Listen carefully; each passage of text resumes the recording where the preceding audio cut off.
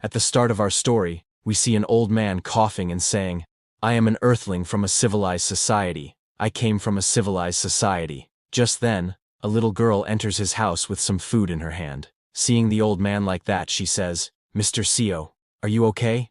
My mother sent this for you." We learn that this old man's name is Seo. He thanks the little girl. Then while placing the food on the ground, little girl replies, "Not a problem. Please get well soon and make some more soap." Saying that, she leaves the house and walks back toward her home in a snowstorm. This old Seo is an earthling, an inhabitant of a civilized world. It's been 50 years since he fell into this cursed world. They were on their way to a workshop with Director Kim and other company employees when they were suddenly swept away in a landslide. When they came to their senses, they found themselves in a strange world. A fox as big as a house with 3 tails, a large red-scaled snake with 2 heads, and beings wielding swords flying through the sky. It was a world like the martial arts novels he occasionally read. Although it was a strange world, most of his colleagues probably did quite well, except for him. Among the 7 people who fell into the martial world that day, within just 3 days of their arrival, destinies began to unfold. The sage-like beings who descended from above were in awe of his co-workers' mythical talents, and took each one of them into the sky. Only he and Director Kim remained in this world.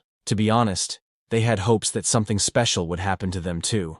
But neither Director Kim nor he had any special abilities. Without knowing much about this world, all they could do was manual labor. For 6 months, the two worked menial jobs in a busy marketplace, earning their meals. Until one day, Director Kim could take it no longer. He told Seo that he couldn't live like this anymore and used all his money to buy a third-rate martial arts book sold on the streets. Everyone laughed at him, but within 3 months, he mastered it and became a full-fledged martial artist. He worked for the nation and learned more and more advanced martial arts. After he became a powerful warrior, Director Kim left for the Jianghu, leaving Seo behind. Seo just hoped that something special could happen to him as well, but until the end, nothing happened to him at all. After 50 years, he is now just an old man dying from a common cold. He coughs blood, repeating that he is from Earth. He has tried his hardest to live. He learned the language, learned to read and write, worked as a laborer to make a living, bought a small plot of land, and built his own house. He started making some decent money when he began making soap using lye. In this medieval time, soap was essentially a new concept.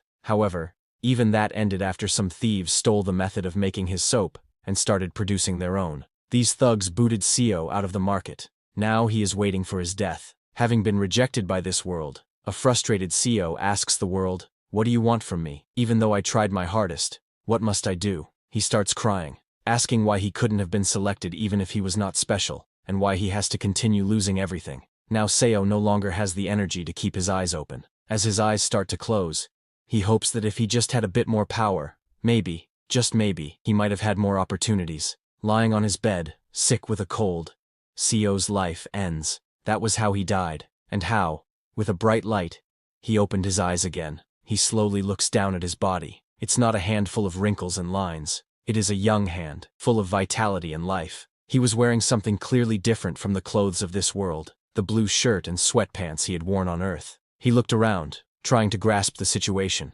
Then he saw Director Kim, Chief O, Section Chief John, Deputy Manager Kang, Deputy Manager O, and Manager Kim. SEO was shocked to see them. Now he finally realized he hadn't come to this world powerless. He had gained the power of regression. This was Seo's first regression. Director Kim, with half his hair shaved off, looked around and asked, "What's happening?" "We were just on our way to a workshop." He didn't know where they were, but Seo knew. This was the first day. They had just landed in this strange world. Seo remembered how they ended up here. They were in an SUV, going to the workshop, when they got caught in a landslide, and then something flashed. It was a 50-year-old memory, so it was a bit hazy, and even Seo couldn't remember clearly. While he was thinking this, suddenly someone called from behind, "Hey, Deputy Manager Seo." But Seo was still lost in his thoughts, wondering, now that I have regressed, how should I live? Usually, in regression novels, people live well using their future knowledge. But all I know is making soap. Suddenly the guy from behind grabbed Seo's shoulder and shouted, "Manager Seo Yun-hyun!" Seo snapped out of his daydream at the shout. He looked back and saw it was Section Chief John. Seo said, trying to explain that he was a bit startled. But suddenly, with a swish, Section Chief Jian slapped Seo across the face. Everyone present was shocked to see that. Section Chief Jian shouted, "Deputy Manager Seo, you bastard, you dozed off while driving on the mountainside. You almost got us all killed. SEO stood there dazed from the slap. He had forgotten this deputy manager title. It was a title he hadn't heard in so long that he didn't realize Section Chief Jian was referring to him. Section Chief Jian looked at Seo angrily and asked, Manager Seo, do you want to lose your job the moment we get back? Hearing that, Seo remembered the face he hadn't seen in a long time. Section Chief Jian Myong-hoon. He was the nephew of John Myong-cheol, the executive director of the company Seo worked for. At 32, he had already snagged the section chief position through nepotism. When John Myong-hoon was about to charge at Seo in anger, Chief O stood up and stopped him. He told John it was enough because that landslide wasn't something Deputy Manager Seo could have done anything about. But John shouted again, asking, Aren't you angry, Chief O? This insane jerk was dozing off. That's why we're in this situation. Hearing that, Seo remembered that he definitely had dozed off while driving. But the reason he was dozing off was because John had dumped all his work on Seo the day before the workshop. The work John had been putting off, forcing Seo to stay up all night. Thinking about it again, Seo also remembered that originally, the one in charge of driving was Jian. Originally, he was supposed to drive. Pointing at Seo, Jian shouted, This stupid bastard! We're stranded because of him. But Seo was slowly starting to recall his memories from 50 years ago. Back then, Seo was so shocked he didn't understand what was happening. So, unwittingly, he apologized to Jian. He even thought it was his own fault. Then he went on to spend the next 50 years just like that, apologizing to people, even when a group of bandits trampled over him and took his belongings, when a damned martial artist mocked him, or when a regional official took everything he had in the name of taxes. He kept apologizing. But there was one thing Seo realized after years of holding it in. Sure, he had to keep his temper in front of those he couldn't handle, but not in front of everyone. Seo stood up, and with a straight face said, Section Chief John, I know you're mad, but now's not the time to be pointing fingers. Hearing that, John got furious and lunged at him. He punched Seo again, shouting, Are you asking for a fight? This punch made Seo realize that he didn't need to kneel before someone he could handle. He turned around and punched John in the face, sending him flying. Seeing that, everyone present was too shocked. They could not believe their eyes. Seo continued punching John. In his past life, Seo had been beaten up by martial artists countless times. He was beaten up by bandits while gathering herbs in the mountains, by more bandits during years of bad harvest, and even by officials because he couldn't pay his taxes. Now, Seo sat on Jian, not giving him even a chance to fight back. Seeing this, everyone froze in their place, not knowing what to do. In that world of violence, Seo was able to gain something that these people lacked. He gained violence. If one hits someone in the eyes, their fear is amplified, and after being beaten up like this, only 2 words instinctively leave opponents' mouths. I'm sorry. Those were the exact words Jian said when Seo hit him in the eyes. Seo may not have the mythical talents mentioned by those transcendent individuals, or the amazing martial arts that would make him famous in the martial arts world, but now he did have the ability to change fate. Director Kim, Chief O, Deputy Manager Kang, Deputy Manager O, and Manager Kim, all were looking at Seo with fearful eyes. Among them, Director Kim spoke up with a trembling voice. Deputy Manager Seo, no matter what, how could you beat a fellow colleague to that extent? Seo didn't argue and immediately accepted it, saying, Yes, you're right, Director Kim. I just got so angry at the moment. I apologize for startling everyone. Since Seo would never see any of the others again anyway, he bowed neatly to Director Kim and the other employees and apologized, saying that since he was the one driving, he was sorry for not doing more at that time. Director Kim told Seo that sure, Section Chief Jian had been a bit harsh, and Seo couldn't really have done anything about the landslide. Even then, Jian overreacted. He asked Seo to apologize to Jian directly. Knowing he would continue seeing Director Kim, Seo followed his words because Director Kim would become one of the strongest martial artists there once he started learning. If Seo supported him as much as he could in this life, he was sure he would get something out of it too. That meant he needed to get on Director Kim's good side now. Seo turned to Jian, and while offering a helping hand, apologized, saying his reaction was not warranted. Jian, whose face was swollen from Seo's beating, looked angry and was about to crush him, but he stopped after seeing Seo look at him with dead eyes and no fear. After everyone calmed down, Director Kim looked toward the forest and suggested, Why don't we try to get out of these woods and look for a village? Seo agreed because that was the logical thing to do, but he knew that here, immortals flew wild, trying to secure their immortality, and the only rule that reigned in this land was, the strong devours the weak. The people of this place, the Murim, fought with swords for wealth and honor. This forest's name was Ascension Path. There was no village, city, or nation anywhere around here.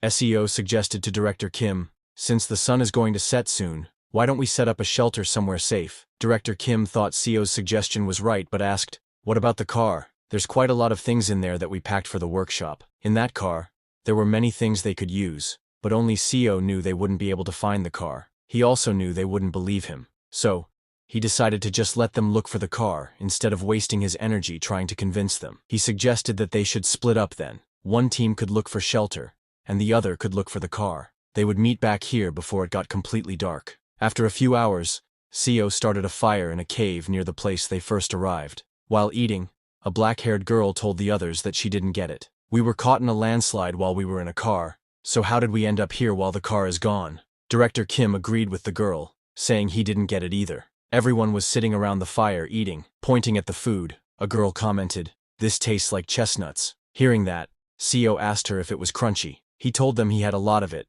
so they could have as much as they wanted. Hearing that, Director Kim laughed and said, "It's a pretty serious situation, but thanks to Manager Seo, we're having fun." He praised Seo, saying, "I knew you were this dependable even back in the company." While everyone was eating, Seo noticed Jaeon sleeping in a corner, refusing to eat anything. Director Kim spoke a little louder so John could hear. "Manager Seo, if I remember correctly, you were tired while driving because you had to work late yesterday." Others agreed with Director Kim. A brown-haired girl told Director Kim, "Their manager is really diligent." A red-haired girl also praised CEO, saying, "It feels like we're camping thanks to this cave manager CEO found." CEO knew they were right, because in his past life, they only found this place after being lost in the woods for hours. But he acted modest, and told them he was just lucky. Hearing that, everyone laughed and told Seo he could just take the compliment. CEO also thought that he should enjoy this moment because tonight would be the last time they could laugh like this. The next morning, trembling in fear,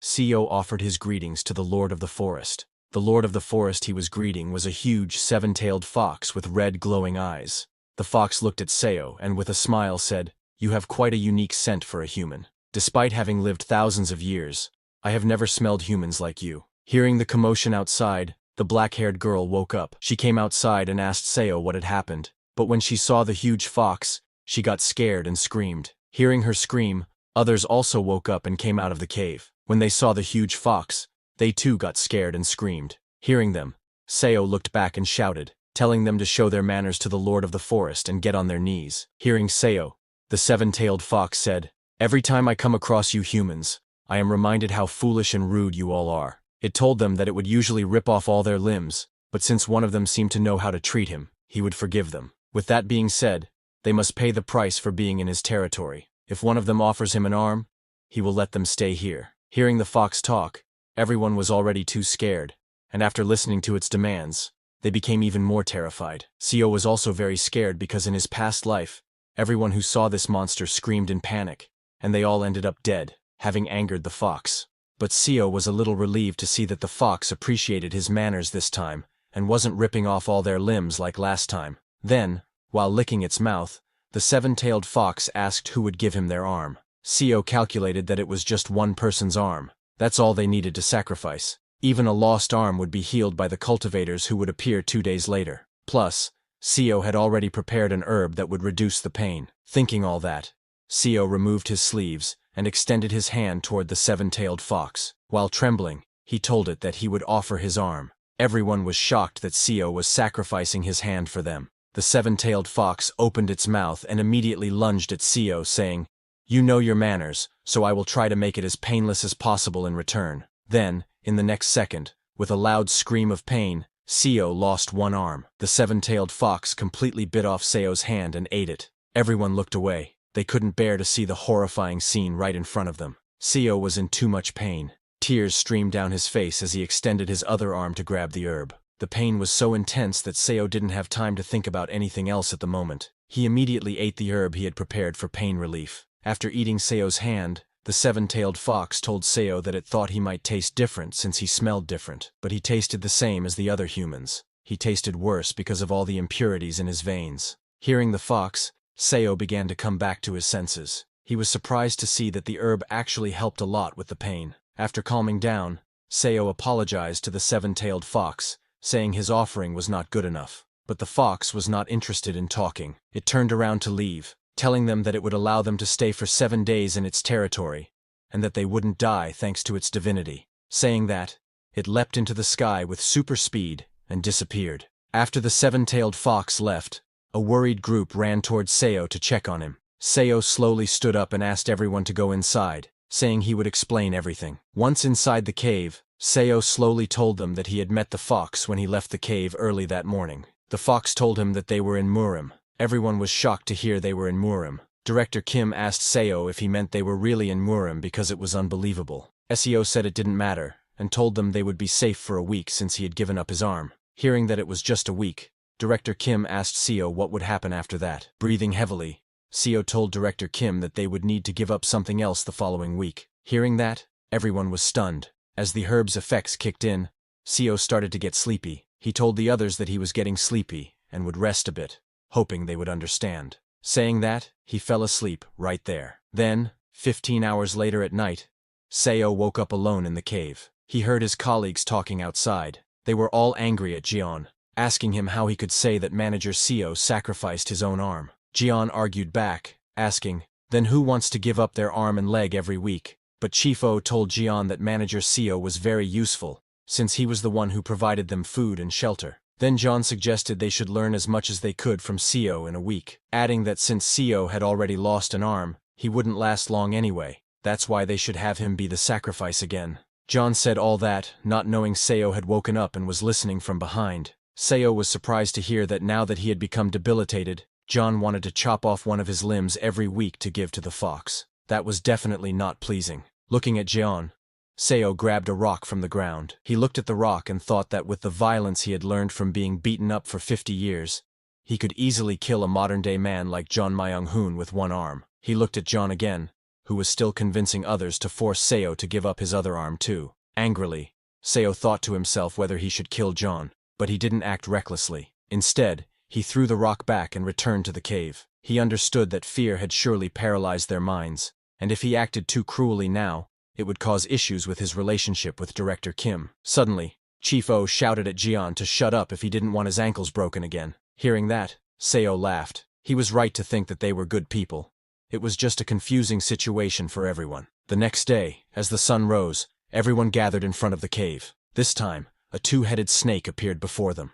But unlike the fox who had eaten Seo's arm, the 2-headed snake only requested a small amount of blood. It was the very same snake that had sucked out Chief O's blood, who had lost his limbs in his last life. Hearing that it was just a small amount, nervous Chief O put his own arm forward this time, but after drinking Chief O's blood, the snake vomited, saying, "This is disgusting. This is the worst human blood I have ever had." Hearing that, Chief O got furious, but Seo knew it was the blood of a 21st century worker, drenched in nicotine and cholesterol. No wonder it tasted gross. Seo then turned around and asked John Myung-hoon to come with him to pick some herbs. Hearing that, John was shocked, and asked Seo if he had just called him by his full name, but Seo didn't reply. Instead, he asked if John was hungry. John said he was. Seo walked toward John and said, "I will tell you about the fruits and edible herbs, so follow me." Seo got closer and whispered to Jian that he planned to give his arm to the fox next week as well, and if he died, someone needed to know how to survive in this forest. Hearing that, Jian got very scared. Realizing that Seo had heard everything last night, he had no choice but to thank Seo and agree to go with him. Hearing his thanks, Seo laughed inside because only he knew the fox wouldn't be coming back, and Jian would never make use of this knowledge. As both of them arrived at a place full of fruit trees, Seo shouted, "John Myung-hoon, how many times do I need to tell you that that's the wrong fruit? Concentrate." Seo said sorry while picking a red fruit. Seeing that, Seo told him that fruit would get him killed. This continued for hours, as Seo gave orders to Jian, and Jian had to follow them. Jian started to get exhausted, and asked Seo to hold on, saying he needed a break. He had been digging non-stop to get these herbs. Seeing his condition, Seo laughed inside because this was how Jian used to punish him when he first entered the company. Seo told Jian that they needed to finish before dusk, so they should hurry up. Slowly, time passed, and both continued doing their part. Then suddenly, John dug out a very large ginseng. John was shocked to see it. He held it in his hand and said, "This thing is massive." He asked Seo if this was natural ginseng. Seo told him it was something like that. Seo knew that while it did resemble ginseng, to be precise, it was a yellow bamboo root. It might be because the ascension path was so full of energy, but yellow bamboo roots, which are typically as small as a pinky finger, grew to this size here. SEO knew it wouldn't be of much use to cultivators, but it was an extremely precious medicine for martial artists used to increase ki, and it should help Director Kim. While talking, they found 2 more right there. Amazed, Jian asked Seo if it was okay to dig up this much wild ginseng. Seo, of course, said yes, and told him to take off his shirt and place them in it. Seo looked at the setting sun and a crack in space. Seeing that, Seo realized it was almost time for those cultivators to come. He asked Jian, "Let's head back."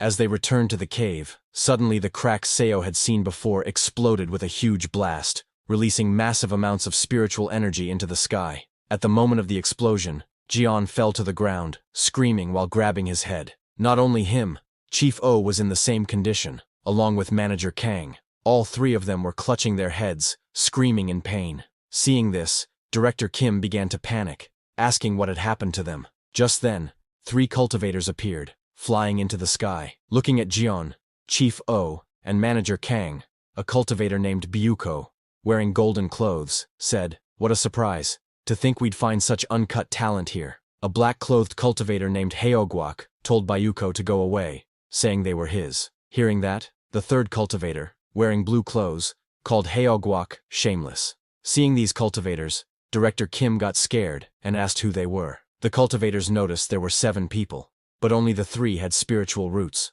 The rest were just normal mortals. Then Byuko raised his hands and created a ball of lightning. He struck Jian with it, and Jian screamed in pain as thousands of bolts of lightning entered his body. When Byuko stopped, he was amazed to see how incredible Jian's body was. It was the body of heavenly golden thunder. Then Haogwak came forward, telling Byuko to move because it was his turn. Haogwak was holding a musical instrument, and as he started playing, Manager Kang, who was covering her ears, suddenly began screaming in pain. But it wasn't a normal scream. It was so loud that the whole forest echoed. Seeing that, Haogwak got too excited, realizing that Manager Kang had the ghostly yin transforming immortal root. He hadn't thought such a thing really existed. Then it was the 3rd cultivator's turn. He landed on the ground and, grabbing Chief O's shoulder, injected his spiritual energy into him. He checked Chief O's body and found that it was a unique holy body. Chief O was too shocked, asking the cultivator what was going on. The cultivator smiled and declared that he would take all 3 of them as disciples of the Azure Heaven Creation sect, because all 3 had the talent to change the entire world. With a deep voice, he asked Chief, "How does that sound?" Chief O was terrified in the cultivator's presence. He couldn't even breathe. He was confused, wondering what this force was, and felt like he would die if he refused. Suddenly, Haogwak came down and asked Chief O to join the Black Ghost Valley instead, saying they had every cultivation method, immortality, the power to overturn the heavens, fame, and wealth. He promised to ensure they would get all of those things within 100 years. Suddenly, Byuko also came down and asked Haogwak what he was saying, claiming that the Golden Divine Heavenly Thunder sect was the most suited for them. While they were talking, Director Kim intervened and asked the cultivators if they could get them out of this forest, because at this rate, they would all die there. But the cultivators completely ignored him. Byuko took out a bottle and opened its cap, saying, "Mortals worry too much. How did you get to the ascension path with such a worthless body?" Saying that, he pointed the bottle's mouth toward John, and the bottle sucked John inside. John could only scream for help. Then the blue-clothed cultivator took Chief O and looked at Seo. He smiled and said, "Seems like one of them lost an arm to that fox," and seeing the wound, he offered it up himself. He used his spiritual power to heal Seo's hand, telling him that he may be a mere mortal, but he had guts. Seo's whole hand grew back, and he thanked the cultivator. Haogwak also took Manager Kang with him. Then all 3 cultivators flew back into the sky, and while leaving, told Seo that they had captured all the beasts and monsters of the ascension path on their way here, so it would be safe here for the next 10 years. Seeing them leave, Director Kim chased after them, asking them to hold on and to tell them where to go, because they didn't even know which way to take to leave. He called out to Section Chief John, Chief O, and Deputy Manager Kang, but it was no use. The cultivators flew into the sky and disappeared. Seeing them go, Seo was very disappointed, but it was no use because the same thing had happened 50 years ago. No matter how hard they shouted, those cultivators ignored them like insects and continued on their way. Seo was a little relieved that at least they had healed his arm. While chasing after them, Director Kim ran out of breath and fell to the ground asking, "What do you want us to do? In a forest like this, But before he lost all hope, suddenly Director Kim saw many beams of light flying in the direction those cultivators had gone. Seeing that, he got confused and asked, "What are all those lights in the sky? Is there something in that direction?" But Director Kim could not leave his team behind, so he returned. The next day, it was a rainy day with lightning striking all around. All four, Deputy Manager O, Manager Kim, Manager Seo, and Director Kim, were hiding in the same cave. But Deputy Manager O's condition was not good. She was coughing up blood while lying on the ground. Manager Kim asked Seo if there was some kind of herb they could use because Deputy Manager O was in terrible condition. She was panicking, not knowing what to do. Knowing the future, Seo told Manager Kim, "Let's wait a little longer. Someone might appear and heal her." Hearing that, Manager Kim got confused. Suddenly they heard someone's footsteps. Someone entered the cave and said, "Mortals in the ascension path are like ants suffering among the competition between dragons." Seeing that man, Director Kim jumped right in front and asked, "Who are you?" The person smiled and said, "I am the Sea Dragon King, Seo Hueol." The Sea Dragon King, Seo Hueol, told them that Deputy Manager O was controlling the storm outside.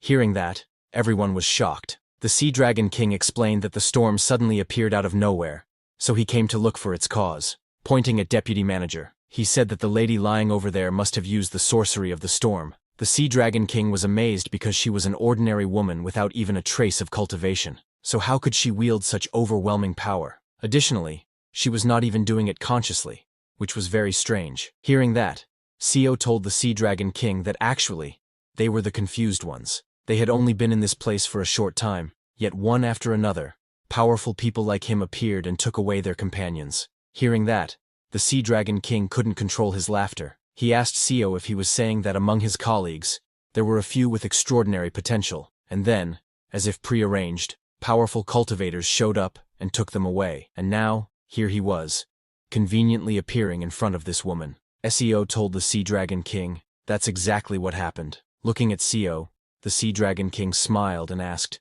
"Dear mortal, do you know where we are?" He told Seo that this place was known as the Ascension Path, or the Path to Ascension. It was a key gateway that leads to the upper realm. In just a few months, a dimensional rift called the Ascension Gate would open right around here. It happens once every 1,000 years. Countless high-level cultivators and spiritual beings would have already begun gathering around the path to ascension to ascend to the upper realm. So, isn't it quite likely that cultivators like him would appear near them? Hearing that, Seo finally understood everything. Then Director Kim told the Sea Dragon King that those cultivators said they were taking his colleagues to join their sects, and if they were ascending to the upper realm, how could his colleagues join them? Hearing that, the Sea Dragon King told them it might be hard for mortals like them to understand. He took out a bottle similar to those the cultivators had, and explained that there was a technique among cultivators used to shrink large objects and store them inside magical tools like this. Those cultivators would have likely stored their sects inside items like these. Their goal was to ascend to the upper realm,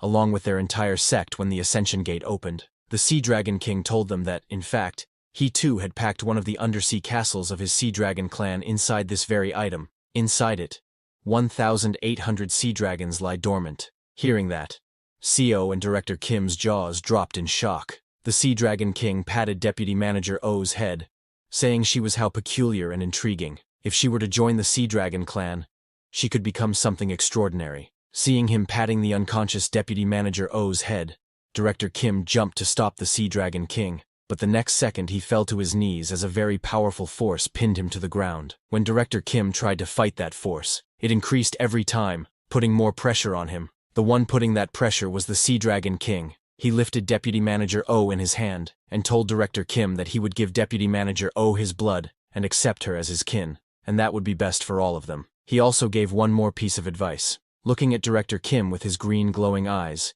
he warned him not to casually ask high-level cultivators questions. Just as he said that, the pressure on Director Kim and Seo increased, and both of their eyeballs popped out. While holding Deputy Manager O in his hands, the Sea Dragon King walked away from there, telling them that he answered because he was generous, but most cultivators would have killed them for the mere act of asking a question. Saying that, he walked out of the cave into the thunderstorm, transformed into his real dragon form, and flew back into the sky. His dragon form was so big and strong that it seemed to reach the sky. Then, the next morning, the thunderstorm suddenly stopped, and the weather cleared. Manager Kim was too shocked by the fact that all her colleagues had been kidnapped. She could not understand what was happening, an avalanche out of nowhere, then immortals and dragons abducting their companions. She could not digest all of this, and began to lose her mind. Seeing her like that, Seo approached, trying to calm her down, but while shaking, Manager Kim said, "Manager Seo, please, you must not be taken as well. If you're taken too, I won't be able to survive in this forest alone." Saying that, she started crying. Seeing her like that, Seo wanted to reassure her that he would not leave her, but he knew that unfortunately, their time was up. Just then, Manager Kim felt something in her head and screamed. She fell to the ground, grabbing her head, and told Seo that something was coming. Seeing her screaming, Director Kim came running and asked, "What's wrong with her now?" Suddenly the whole jungle went wild.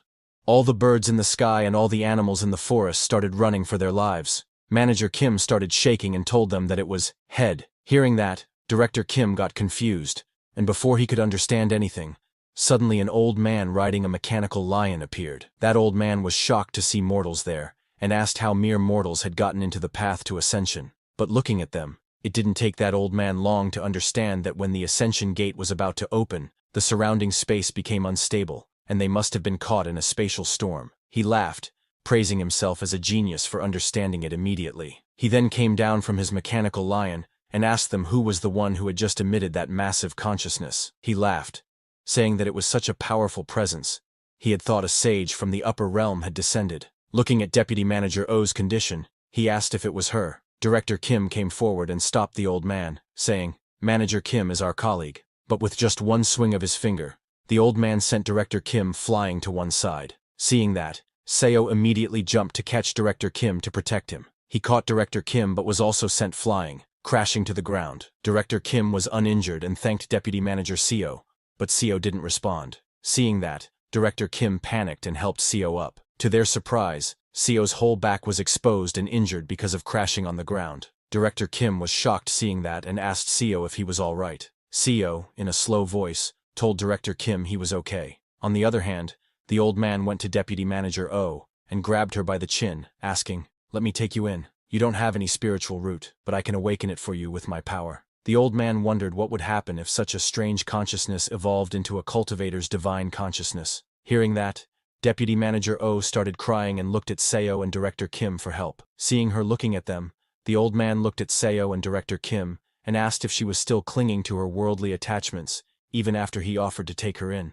This made the old man angry. Using his powers, he grabbed both Seo and Director Kim by the neck and lifted them into the air. Both of them started struggling to breathe. The old man told Deputy Manager O that he would sever all her worldly ties for her himself. Seeing both of them struggling like that, Deputy Manager O got very scared. She started crying, begging the old man to please stop. She told him she would do anything he asked if he just spared them. Hearing that, the old man told Deputy Manager O that she must forget all her worldly attachments. While crying, Deputy Manager O told him she understood. After hearing that, the old man spared Seo and Director Kim, and both of them fell to the ground. But the old man knew that if he left them there, she would remain attached, so he decided to return them to a mortal nation nearby. Saying that, he used his spiritual powers and opened a portal. The old man told Deputy Manager O that both of her colleagues would be randomly scattered through a dimensional rift, and not even he knew where they would land. Just as he said that, the huge portal opened and started sucking both Seo and Director Kim inside. Director Kim was immediately sucked into the portal before he could even understand what was happening, while Seo, before getting sucked in, used all his power to grab the herbs he had collected the previous day. Then both of them got sucked inside. Deputy Manager O, at the opening of the portal, was crying for them. As the portal closed, everything turned black. Suddenly, a whole crowd's voices filled their ears. A street vendor's voice came, saying, "We have the finest silks in Yangguo. We have newly arrived scriptures from Shengji."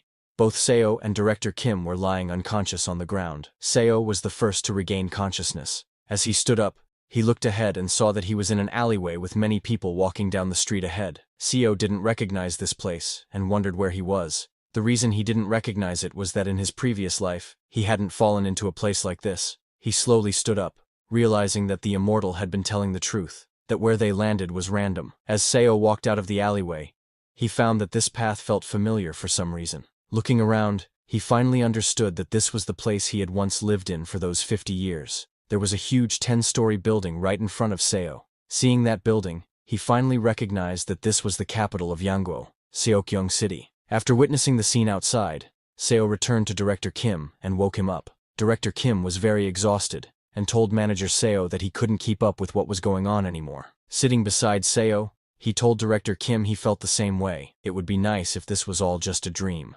Director Kim couldn't believe that it was just the two of them left behind, but he thought he should be relieved that they weren't taken by those monsters. Seo just looked at the confused Director Kim and didn't say anything, because even he didn't know about this. He may have regressed, but in his past life, he was nothing but a powerless herb gatherer. Seo then told Director Kim that they couldn't stay in this alleyway forever, so why didn't they get out of here? Director Kim said, "All right," and both of them left the alleyway. But as they came out, all the people of that place started staring at them while talking in some unknown language. Hearing those people, Director Kim got very confused. He asked Seo, "What are they saying? It sounds like Chinese. Why are the people whispering while looking at us?"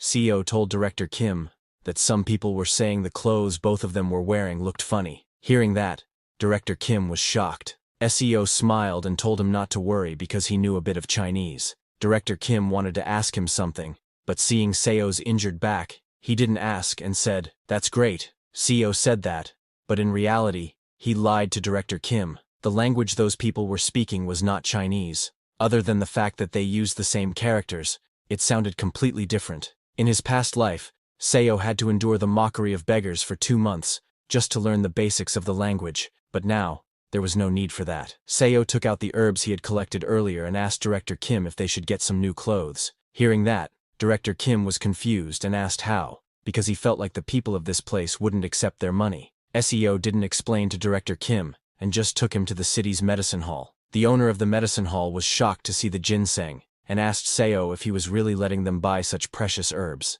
Seo acted tough, and told the owner that those yellow bamboo roots were at least 800 years old. The owner said, "Of course," and told him that the roots should be worth about 15 silver ingots. Hearing 15 silver ingots, even Seo got nervous because he had never had that much money in his past life. But he didn't lose his composure and asked the shop owner to hurry up and take the money. The shop owner said yes, and immediately gave Seo the money. After leaving, Seo and Director Kim first bought some clothes, and then bought a house in the city. Director Kim was shocked to see the house they were going to live in. Seo said yes, and told Director Kim that from today onward, he would teach him the language of this place. Hearing that, Director Kim got very happy and thanked Manager Seo. Seo made it seem like there was no problem, but after bribing some guys for identity plaques and buying the land and house, they only had 1 silver ingot left. He guessed it was because they were in the capital, and that's why everything was so expensive there. While Seo was looking at the money, Director Kim noticed Seo's back. Even after wearing new clothes, because of the injuries on his back, his new clothes had turned red. Seeing how much Seo had helped him, Director Kim suggested to Seo that since they were in a whole new place now, why didn't he just call him by his name? Surprised to hear that, Seo told Director Kim that he was fine with that. Director Kim smiled and thanked him while calling him by his full name, Seo Yun-hyun. Then at night, after settling down in the house, Seo explained to Director Kim that the reason he was able to get all that money was because he sold those herbs. Pointing at the 2 remaining ginseng roots right in front of him, Seo told Director Kim that they wouldn't have a source of income if they ran out of herbs, so they needed to figure out a way to bring in money. Hearing that, Director Kim looked at the ginseng and wondered how. Suddenly, he got an idea and suggested to Seo that they use the silver they would get from selling the rest of the herbs to start a business. It was a good plan. Seo knew that with all the money they could get from this, as well as Director Kim's skill set from having been a director in a mid-sized company, they should be able to make a living.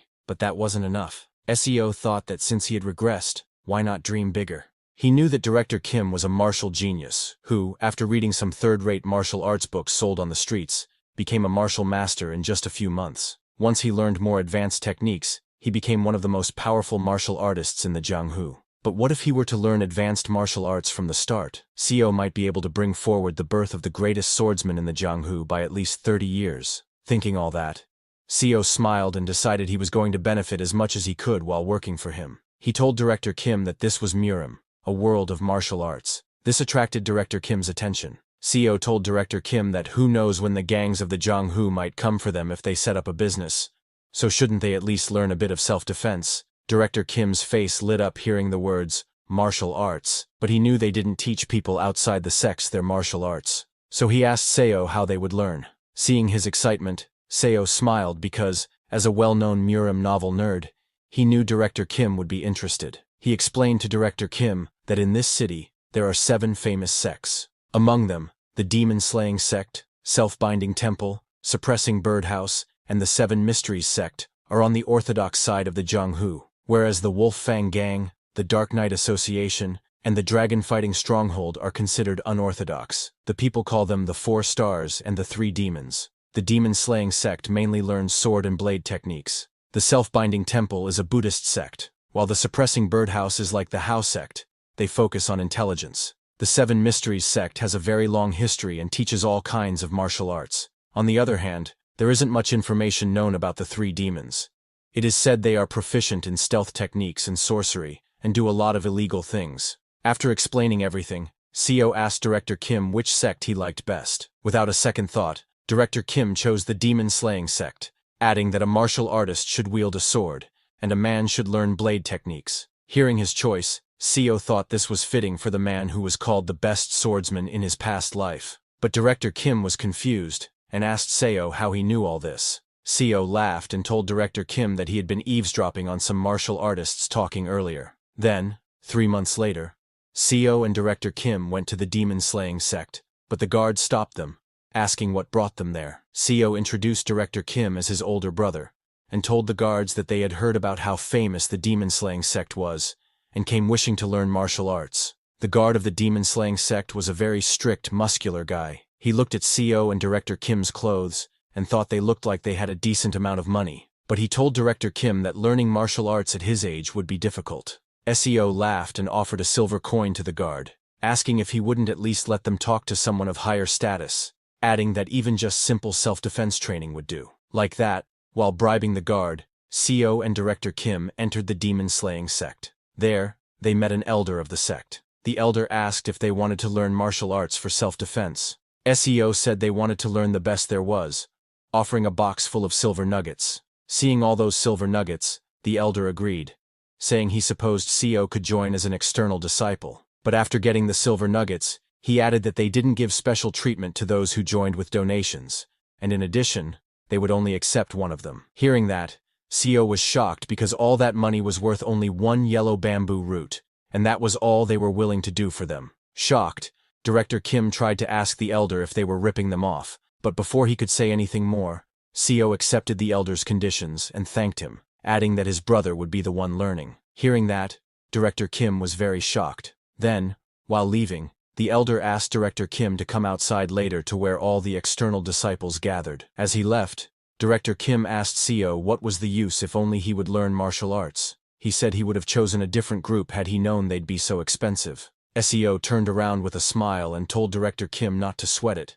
saying it's not like he had ever been good at sports anyway. He told Director Kim that he would just set up a business with the remaining money and support him, so he should just focus on learning martial arts. Director Kim was shocked to hear that. He couldn't believe how much Seo was sacrificing for him. He told Seo he would try his best, but Director Kim was still hesitant because he was old and didn't know if he would really be able to do much. Seo told him to believe in himself, that he could do it. Director Kim thanked Seo and left to train with the outer disciples. Then, 7 months later, at a competition held within the sect, all the elders of the demon-slaying sect were shocked and angry seeing the scene in front of them. In just 7 months, Director Kim had defeated all their disciples. The elders were very angry, asking how some outsider from nowhere defeated all their beloved disciples in just 7 months. The demon-slaying sect was in an uproar. To master a martial art means to understand the true meaning that the martial art holds, and to physically attune to it. A third-rate warrior who understands the meaning of a martial art can become second-rate if they merge it into their own understanding. To advance from there, one needs more than double the amount of understanding compared to before, along with equally more time and effort. But sometimes, people with enough talent seem to laugh at typical levels of understanding and speed through many stages at once. The demon-slaying sect is full of such talented martial artists, the great sect of Seokyung City. However, an outsider has come to defeat the direct disciples of that great sect. Within 7 months, Director Kim became a first-rate warrior who had completely mastered the absolute dragon saber technique of the demon-slaying sect. The Grand Elder of the demon-slaying sect was furious seeing Director Kim because he knew it was impossible to reach first-rate with just half a year of learning martial arts. The level of first-rate is a stage only attainable with the collaborative efforts of many skilled martial artists. On top of that, Director Kim was an outsider learning in their sect. To others, it would seem that their tradition had knelt to that one man.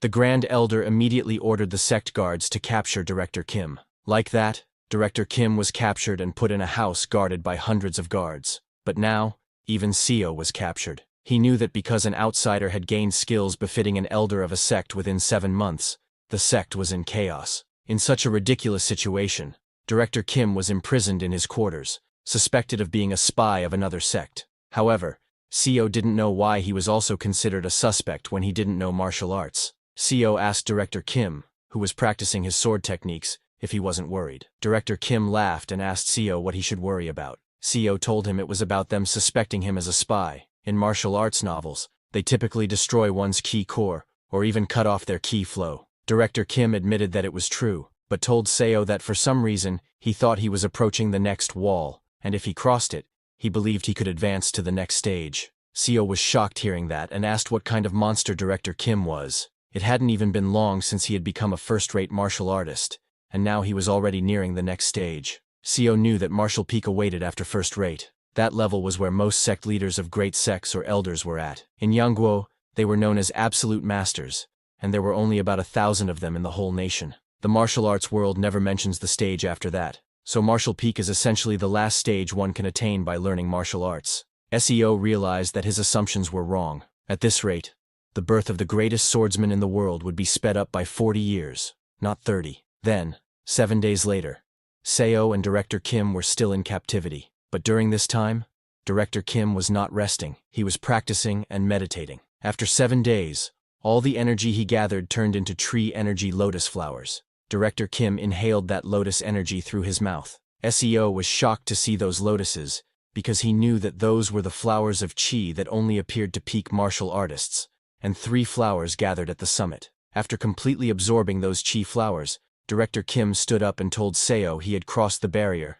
and now he was not so scared of the demon-slaying sect leader anymore. Hearing that, Seo laughed and told Director Kim that his talent far exceeded his imagination. Director Kim smiled and told Seo that he was also impressed by himself. He never knew he would have such talent. He mused that maybe this was why he always loved martial arts novels as a kid. Just then, an elder of the demon-slaying sect, accompanied by many guards, entered the house and announced, "Here comes Jim Young-hoon and his comrade." The elder took out a paper and told them they had orders from the sect leader to destroy the QE core of the spy who dared to steal the martial arts of the demon-slaying sect. Hearing that, Director Kim looked at the elder angrily, but Seo got scared and tried to explain. "We weren't spies, we were just..." Before he could finish, the elder punched Seo in the face, telling him to be silent because they had even heard the two of them speaking in a code-like language. He ordered the guards to restrain them, but before they could act, Director Kim pulled out his sword, and before anyone could react, cut down the elder's hand with lightning speed. The elder was shocked to see that, and also lost his sword. Director Kim pointed his sword at the elder, and told him that this was his first sect, and he wasn't a spy. However, a guard standing behind didn't listen, and jumped to attack Director Kim. Before his sword could even touch Director Kim moved with lightning speed, and cut down the hands of all the guards in the room. Seeing that, all the guards started running away, realizing that he was a peak-level martial artist. They immediately went to inform the sect leader. Seeing them running away, Director Kim told Seo that he intended to visit other sects to train, and asked him what he would do. Seo immediately replied that he would accompany Director Kim, and suggested they go to the acclaimed unorthodox sect, the dragon-fighting stronghold. Hearing that, Director Kim laughed and told him to go ahead, and that they would meet there, adding that he would end the pursuit of the demon-slaying sect's elders and leader. Then, a few hours later, at the dragon-fighting stronghold's mountain range, Director Kim was standing on top of a cliff with his sword, and asked Seo what took him so long. Seo, breathing heavily after climbing for so long, laughed, and told Director Kim he was just too fast. While talking with Director Kim, Seo's attention was on the sword Director Kim was holding, which was soaked in blood. Seeing the sword, Seo thought that Director Kim used to call him Violence Out, until recently. But even if it was to survive, this world changed them into something else. Seo thought it'd be great if they could return, not to this martial arts world, but to everyday life on Earth. And if he were to regress, he wished he could just return to Earth. Thinking all that, Seo climbed the mountain and followed Director Kim, knowing that it couldn't be helped. Now that they were here, they needed to do what they could. After being betrayed by the demon-slaying sect, Director Kim took over the dragon-fighting stronghold. 2 years later, he toured each region of Yangguo to defeat various sects, and in the third year, he finally managed to destroy the emblems of every sect. Director Kim was known as the greatest martial artist under the heavens, and he used that fame to unite the sects,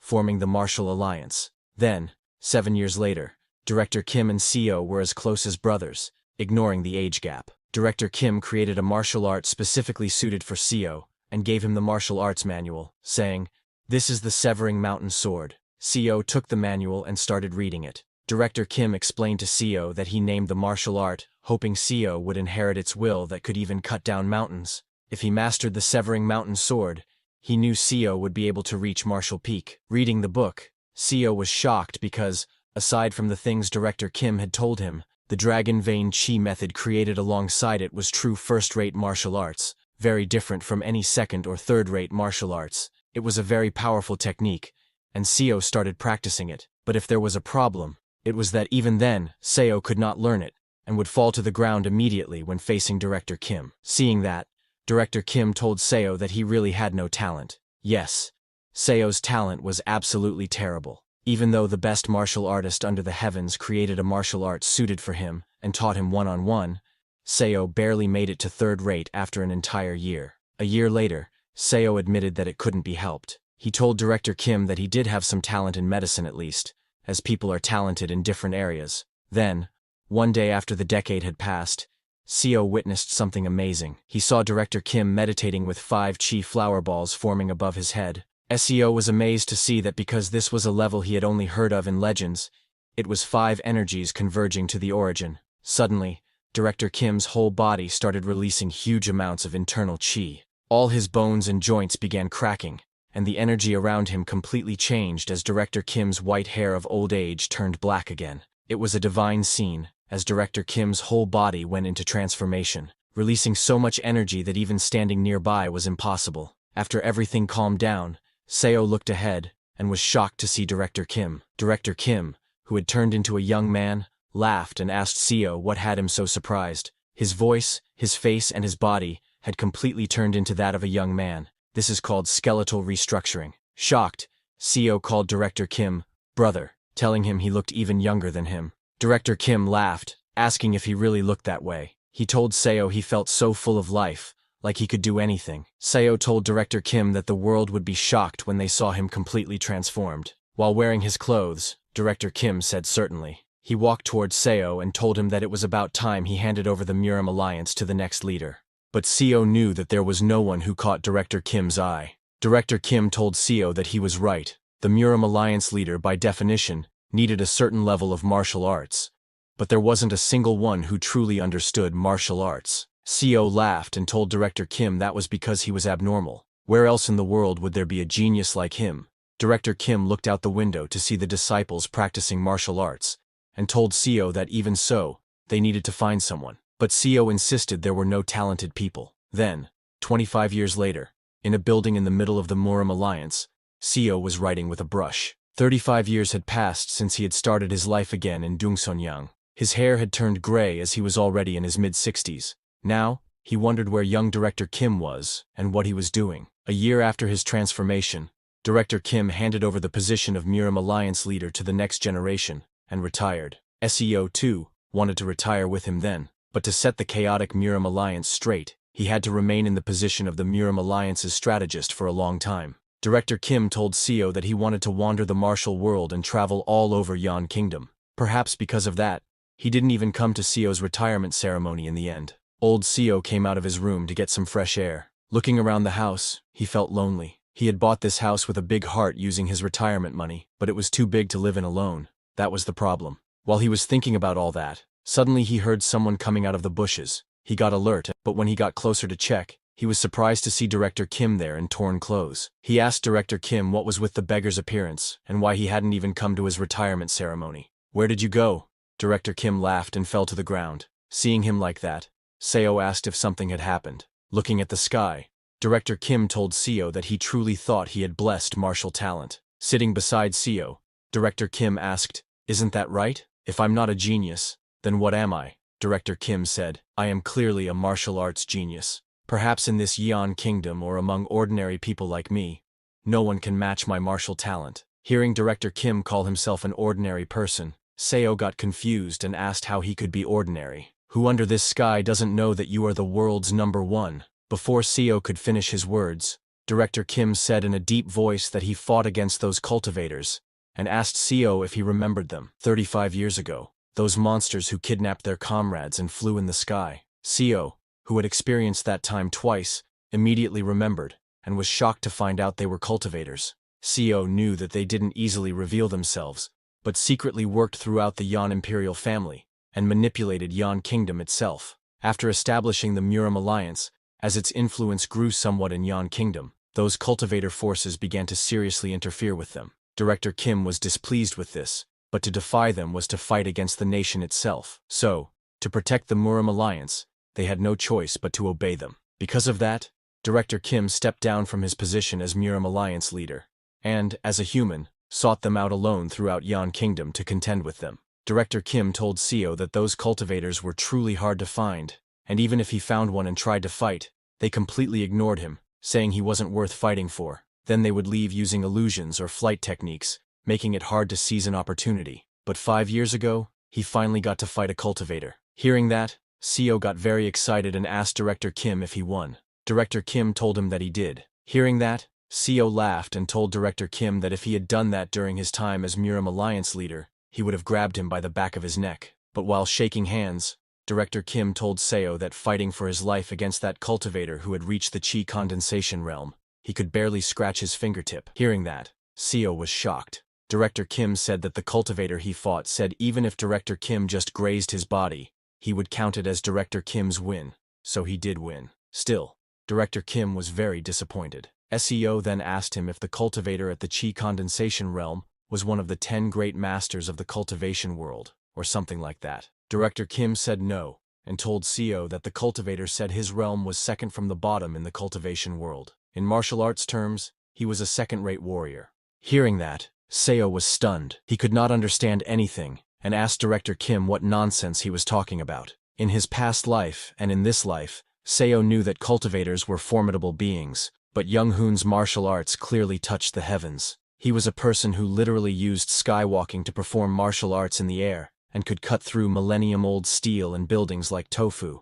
But such a martial arts genius, all he could do was scratch the fingertip of a bottom-tier cultivator. With disappointment on his face, Director Kim said, "I was a frog in a well. We can never stand against cultivators. They are like natural disasters." Hearing all that, Seo started sweating. He got scared hearing Director Kim's stories. But then Director Kim took out a hand from his pocket, telling Seo that today he cut that cultivator's wrist. Hearing that, Seo got happy, and asked Director Kim if that didn't mean his martial arts surpassed that cultivator. But Director Kim immediately declined and told Seo that the cultivator just put on a talisman, and his hand grew back. Saying that, Director Kim stood up and told Seo that it seemed his martial path ended here. Surprised, Seo asked him what he meant by that. Director Kim told Seo that he came to say goodbye today. He laughed and said, "That person said he highly regarded my will and would take me into his cultivation sect, and I'll probably start as the youngest." Hearing that, Seo asked Director Kim if becoming a cultivator meant becoming an immortal, and didn't they say it was impossible for a body without spiritual roots?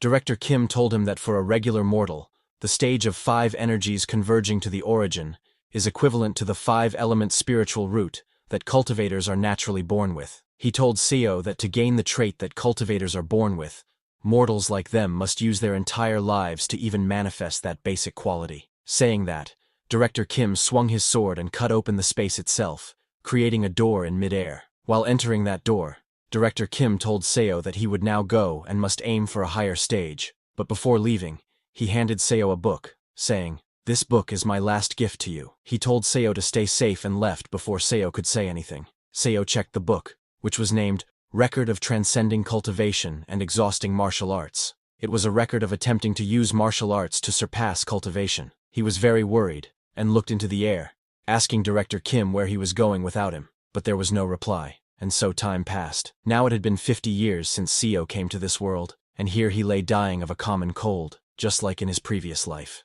This was fate. No matter how hard a human tries, they cannot escape fate. In the end, all that changed was his house and bed. He ultimately died on the same day. He lived his life to its limits, because he didn't want to experience the same regret from his past life. He was so busy, he hadn't even thought of marriage, and thanks to that, he was able to unite the Yanguo martial sects and experience plenty of the fame and wealth the mortal world could offer. But he could not understand the sense of emptiness in his heart. He wondered if they had struggled harder. Could Director Kim and he have reached the sky?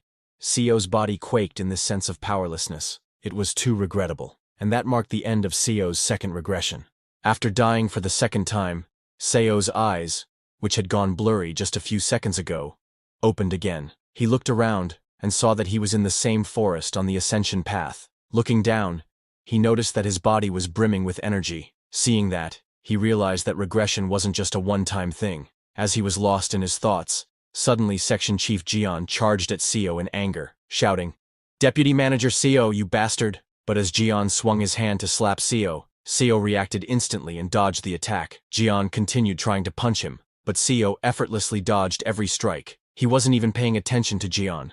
He was lost in thought, wondering, why did I regress? He knew that a new body full of energy and a fresh opportunity was undoubtedly a good thing. But what about everything he had built over the past 50 years? On the other hand, John began to get exhausted. Still swinging his fists to attack, he screamed at Seo, saying that he had almost gotten them all killed, and now he had the nerve to dodge. But Seo didn't respond to his words. He kept thinking, is this really a good thing? He knew the truth. It wasn't. This was a curse that denied him the meaning of life. Sure, a couple of regressions might feel like a blessed opportunity, but if this were to go on forever, Seo would be trapped in fate's wheel, forced to wallow in the suffering of life until the end of time. Moreover, he couldn't meet the people he knew in his previous life again. The people in front of him now were simply beings who shared the appearance of those he once cared for. Director Kim, whom he had thought of as an older brother, no longer existed in this world. Watching Jian trying to fight and becoming completely exhausted, Director Kim finally intervened,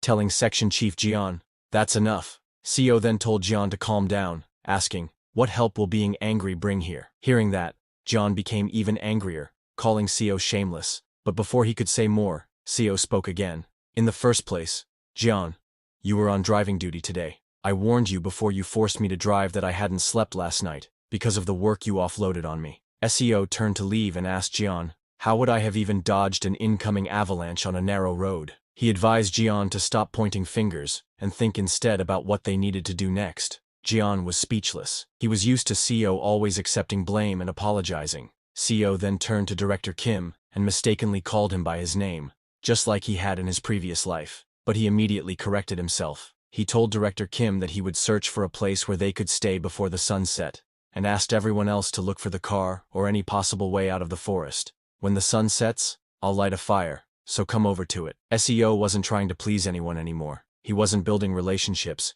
because deep down he knew, what's the point of making bonds with people who would disappear again? In the end, he would always be alone. As the sun set, Seo lit the fire. After searching for the car, they all returned and saw the fire, Seo sitting beside it, the others asleep. But only Seo was awake, his eyes wide with fear. He feared the unending regression, the infinite loop of time. He knew this ability had to be removed, and wondered if it would vanish if he somehow returned to Earth. But seeing how he always regressed back to this moment on the ascension path, he didn't know how to go home. He remembered what the old cultivator had said. When the ascension gate opens, nearby spaces destabilize. Ordinary humans could have been caught in spatial storms. Realizing that the ascension gate exists, Seo thought that it must be related to why they fell into this world, and maybe, just maybe, they could return to their original world using it. He decided that first, he must grow stronger. As an ordinary mortal, he couldn't accomplish anything. He needed to become a cultivator like Director Kim,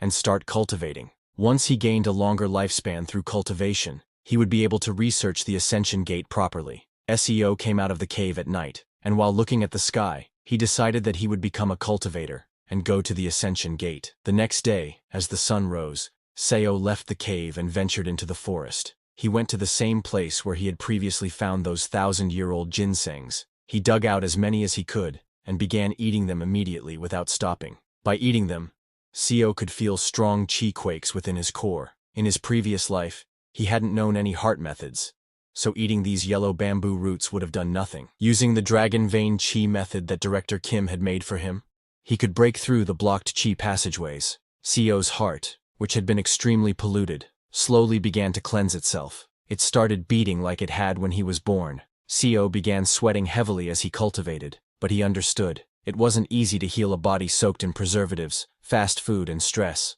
He didn't give up and continued. After eating those ginsengs, he went to train his body. He took a tree branch, and using rocks, carefully carved it into the shape of a sword. Looking at the somewhat sword-like stick, Seo thought, that should do the work. He started swinging his sword, remembering the training he had done in his previous life with Director Kim. He recalled his footwork, and the way he used to swing his blade. In his past life, he had only been an average second-rate martial artist, and since he hadn't practiced near the end of his life, his skills had dulled. Of course, he wasn't completely helpless. He swung his wooden sword at a nearby tree using the Severing Mountain Sword first form. With just a wooden sword, Seo cut into the tree and created a deep mark. He could do this because the martial arts from his previous life were still all in his head. So, improving his skills was just a matter of time. But unknown to Seo, his sword practice had been seen by Director Kim, who had wandered into the forest. Director Kim was utterly shocked and called out from behind, asking, "What was that just now?"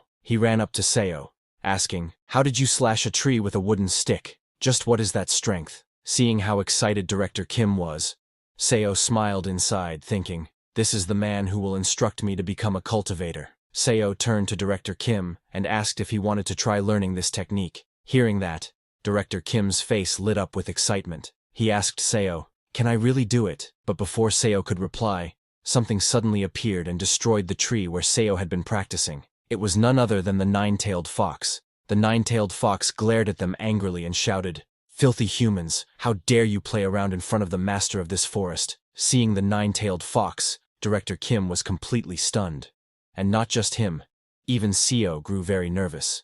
He had completely forgotten about the nine-tailed fox. In his second life, the nine-tailed fox had mercilessly bitten off Seo's arm. At that moment, Seo knew the only thing he could do now was endure. As the fox tore apart his arm and slightly eased its pain by applying pressure to his own acupoint, because he knew he was weak. In his first life, and even in his second, he was weak. But now, in this third life, as the nine-tailed fox appeared before him, Seo took a deep breath and walked toward it. Scared, everyone called out to Seo from behind, telling him not to go there. But Seo didn't listen to them and continued toward the nine-tailed fox. Even now, in his third regression, he still didn't know how his second life had ended up that way. In his previous life, Seo had decided to become a cultivator after reaching the 5-path core. But even after learning martial arts under the best master for over 100 years, he was barely considered a second-rank mastery warrior. Seo grabbed one arm with the other and used his strength to cut off his own arm, because he knew that compared to the people gathered here, his talent was trash. Seeing Seo cut off his own arm, everyone was shocked and terrified. Seo offered the severed arm to the nine-tailed fox to eat, because whether it took 1,000 years or 10,000, he was determined not to give up. Seeing Seo willingly offer his own arm, the nine-tailed fox laughed and said, "Human, you know your place. You know how to offer yourself as a sacrifice." The nine-tailed fox then decided to have a taste of Seo's arm. Hearing that, Seo silently resolved to offer his arm to the fox until the day he surpassed its strength. After the fox ate Seo's arm, it allowed them to stay, and then disappeared. Seo didn't care about the others. He simply went to a quiet place in the forest and kept swinging his sword. After a few days, the cultivators healed his arm and escorted his colleagues away. But Seo didn't eat, sleep, or rest. He kept swinging his sword. The only reason he stopped swinging on the 4th day was because the Sea Dragon King arrived. Seo greeted the Sea Dragon King with respect and said, "This lowly mortal dares to ask the Sea Dragon King a question." Seeing how respectful Seo was, the Sea Dragon King allowed him to speak. Seo asked, "It seems the Sea Dragon King wishes to take Miss O, but Miss O is just an ordinary person without spiritual roots, and ordinary humans cannot live longer than 100 years. What are your intentions toward her?" Hearing that, the Sea Dragon King laughed and said Seo was quite an observant mortal, someone who understood the state of cultivators well. But he told them not to worry, because once Miss O accepted his blood, she would awaken spiritual roots suitable for her. Seo was surprised to hear that, and asked the Sea Dragon King if perhaps he could give them a chance as well, since Miss O was from the same hometown, and maybe they too might possess some hidden ability. Hearing that, the Sea Dragon King smiled and told Seo to listen carefully. Just as he said that, Seo felt an overwhelming pressure on his chest and collapsed to the ground. The Sea Dragon King said, I will say one thing out of concern. Do not carelessly express your opinions to a high-ranking cultivator like me. We have lived for hundreds or even thousands of years. We see what mortals cannot see. We know what mortals do not know. He looked at Seo with glowing green eyes and continued, You have a good temperament, so I'll let it slide. But there are cruel ones who, just because your eyes met theirs, would tear you apart like insects and kill you. Saying that, the Sea Dragon King walked out of the cave with Miss O, then transformed into his dragon form and flew back into the sky. Seeing the Sea Dragon King's true form, Director Kim was completely shocked. The next day, as the weather cleared and everyone came out of the cave, they encountered the old cultivator riding the mechanical lion. As the old cultivator appeared, Seo stepped forward, greeted him, and asked, Our colleague Miss Kim is just an ordinary person without spiritual roots, so how could she possibly become your disciple? Hearing that, the old cultivator laughed and took out an elixir, telling Seo that it was a very precious elixir, capable of opening spiritual channels. If one took it, even an ordinary person might gain the chance to become immortal. Seo was shocked to hear that there was another way to become a cultivator. The old cultivator explained that it was possible for mortals to reach the realm of the five-path core by pushing their martial arts to the extreme, but that path took too long, and the results were unsatisfactory, so this method was the best. After telling them everything, the old cultivator opened a portal to the mortal world and sent them into it, saying both of them were useless to him now, so they should get lost. Both Seo and Director Kim fell into the teleportation portal, and Miss Kim could only watch them disappear, screaming. Seo lost consciousness there, and the next time he opened his eyes, he found himself hanging from a tree branch above the ground. He looked ahead and saw a vast forest with some buildings in the middle. Seeing that, Seo realized that this was the southwestern root army of the Yan Kingdom, his past life. Just like in the second regression, he had wandered all over the Yan Kingdom with Director Kim. Having traveled the Yan Kingdom for over 100 years, there were almost no places he didn't know now. Seo climbed down from the tree and woke up Director Kim. After waking him up, both of them headed toward a nearby castle. Seo explained the situation to Director Kim, who seemed flustered, but likely because so much had happened already, he accepted most of it. A few days later, they arrived at the nearest Tiger Wall Castle. There, they sold herbal medicine from the immortal ascending village and bought a house. Seo began teaching Director Kim how to write and speak the language, as well as how to use the severing mountain blade, which Director Kim had originally created in his second regression. Seo then modified the severing mountain sword to better suit the weapon Kim used. Seo felt a bit disappointed with himself as he watched Director Kim, because Director Kim had reached the Three Blossoms Crown Peak only 3 months after starting martial arts training, while someone like Seo had spent 2 entire lifetimes just training and barely reached the first rate. After Director Kim reached peak level, he got excited and said, If it's now, I think I could even beat you. Hearing that, Seo smiled, realizing that the man in front of him was not the same big brother he once served in a past life. This Director Kim was mentally much younger than Seo. In terms of how long Seo had lived, he was now old enough to be Director Kim's grandfather, so Seo decided that he shouldn't stay with him in this life. He gave Director Kim martial arts cultivation scrolls and the exhausting record of transcending, a book Kim had created in his previous life. He told Director Kim that from today onwards, he would be going his own way. Hearing that, Director Kim was shocked and asked Seo, What do you mean by that? Did I make a mistake? Is that why you're leaving? What's the reason? When Director Kim asked about the reason, Seo remembered what had happened in his first regression. Director Kim had become the Martial Alliance leader, but fell into despair after losing to the cultivators. The second regression wasn't much different.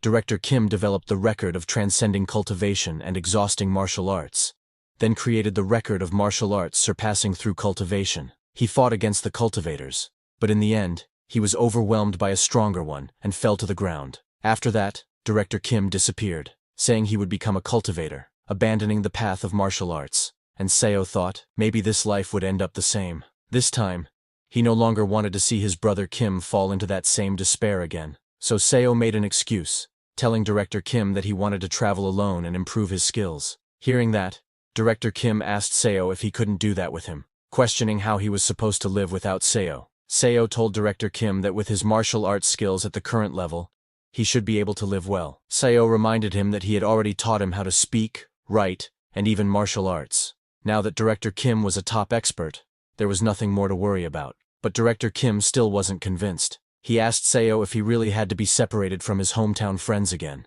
Seo was surprised to hear that. So, he told Director Kim that starting from today, once every 2 years, they should meet at this house. Hearing that, Director Kim finally agreed. After persuading Director Kim, who was feeling lonely, Seo then left the house. Sometime later, a disciple of the 8 Stronghold Pavilion came out, asking, "What's this commotion in front of the 8 Stronghold Pavilion?" The person he asked was Seo. Seo greeted him and told the disciple that he had come to request a duel at the 8 Stronghold Pavilion. Hearing this, that disciple started laughing and told Seo, "This pavilion is not a place where just anyone can show up." But before that disciple could finish his words, Seo drew his sword and swung it, cutting down the disciple's blade in a single strike, shocking everyone nearby. After cutting the blade, Seo asked the disciple, "Do I still look like a nobody to you?" Seo had made up his mind. He was determined that he would definitely become stronger. After challenging the 8 Stronghold Pavilion and cutting the disciples' blades, Seo was welcomed inside the pavilion.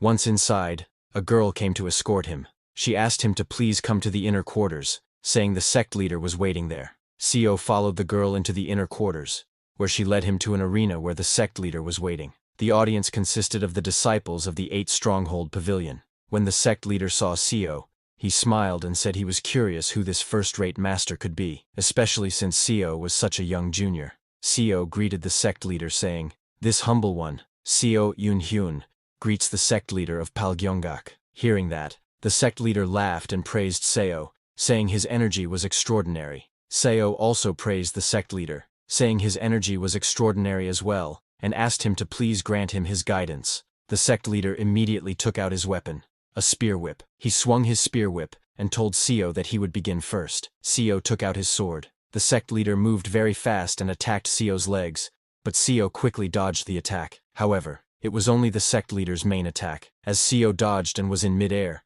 the sect leader infused energy into the spear whip and attacked. His attack was aimed at Seo's head, which surprised him. But Seo moved his sword with lightning speed and easily deflected the attack. The disciples of the 8 Stronghold Pavilion were shocked to see their sect leader's 9-section whip blocked by a sword. Looking at Seo's reaction speed, the sect leader was impressed and said, "Young warrior, you have reached the state of sword-body unity and are at the late stage of first rate." Seo also praised the sect leader for completely integrating with martial arts, saying that thanks to that, he had seen a new technique. The sect leader laughed and told Seo that to be at the same level as him at such a young age, Seo truly was a genius. Hearing the sect leader calling him a genius, Seo laughed because being called a genius was not a compliment to him. It might be surprising that he, who appeared to be in his late 20s, had reached a level that usually took decades of training. Seo smiled and thanked the sect leader for complimenting his insufficient talent, because he knew that in reality, he was merely one of countless mediocre dullards in this world. Heaven had not granted him talent, but even as such a dullard, through regression, he was able to train his martial arts to a level comparable to a genius. But Seo thought that regression perhaps was both his ability and his opportunity. Therefore, he decided to be a genius. He pointed his sword at the sect leader and said he would now use sword energy. The sect leader told him that he would go all out too. Seo used Duan Yue sword art's first move and struck at the sect leader. The sect leader quickly moved to his right and dodged the attack, but Seo didn't give him any chance and used the second move, entering the mountain and attacking from below. The sect leader blocked his strike with the spear whip and moved back. Seo charged again and used the third move, ascending the vein to attack. The sect leader again blocked his attack. He then took a step back and unleashed his energy, infusing it into his spear whip to attack. He swung his spear whip with lightning speed and continuously attacked from many directions, trying to put pressure on Seo. But Seo didn't fall short and blocked all his attacks. The sect leader was shocked to see that and wondered, "What is this monstrous sword art that I can't break through?" The sect leader again aimed at Seo's legs, trying to shake his balance, but it was no use as Seo jumped and dodged again. While Seo was in mid-air, he used his Duan Yue sword's 7th move, Deed Mountain, and charged straight at the sect leader with incredible speed. It looked like Seo was attacking with thousands of swords, and the sect leader could not dodge. The sect leader barely dodged slightly, getting his cheek cut. Seeing that, the disciples of the 8 Stronghold Pavilion were shocked, saying, "This can't be." Seo's sword speed was increasing with each move. Seo used his 11th move, destroying the ground. The sect leader jumped and dodged the attack. The disciples were stunned to see that it wasn't just speed. The sword was gaining destructive power as well. Seo charged again, and attacked with his energy-infused sword. The sect leader blocked Seo's swords with his infused spear whip. The collision released huge amounts of energy. After taking Seo's attack head-on, the sect leader's hand started shaking. Seeing that, Seo decided to finish it here. He jumped high into the sky and used his 12th move, 7 Lights Emerging Peak. Seeing him, the sect leader also attacked. But Seo swung his energy-infused sword with so much force and speed that it cut down the sect leader's spear whip into thousands of pieces, completely shocking the sect leader. Not just him. All the disciples of the 8 Stronghold Pavilion were shocked to see that. Seo's attack not only cut down the sect leader's spear whip, but also cut his hand. The sect leader grabbed his hand in pain and declared that he conceded defeat. Hearing that, Seo immediately put away his sword and greeted the sect leader, saying it was a good opportunity. Then he left the arena. Their match had completely destroyed the arena. After defeating the sect leader of the 8 Stronghold Pavilion, Seo left the sect. As he was walking out, everyone looked at him in shock. It was a very clean fight. Seo remembered that Palgyeongak was famous even in his previous life as a righteous sect that didn't engage in cowardly acts. So he decided to try visiting a demonic sect next. Thinking through these martial arts duels, in this life, he must reach the peak realm. As time passed slowly, Seo visited about 4 more small sects in Seogyeongsong.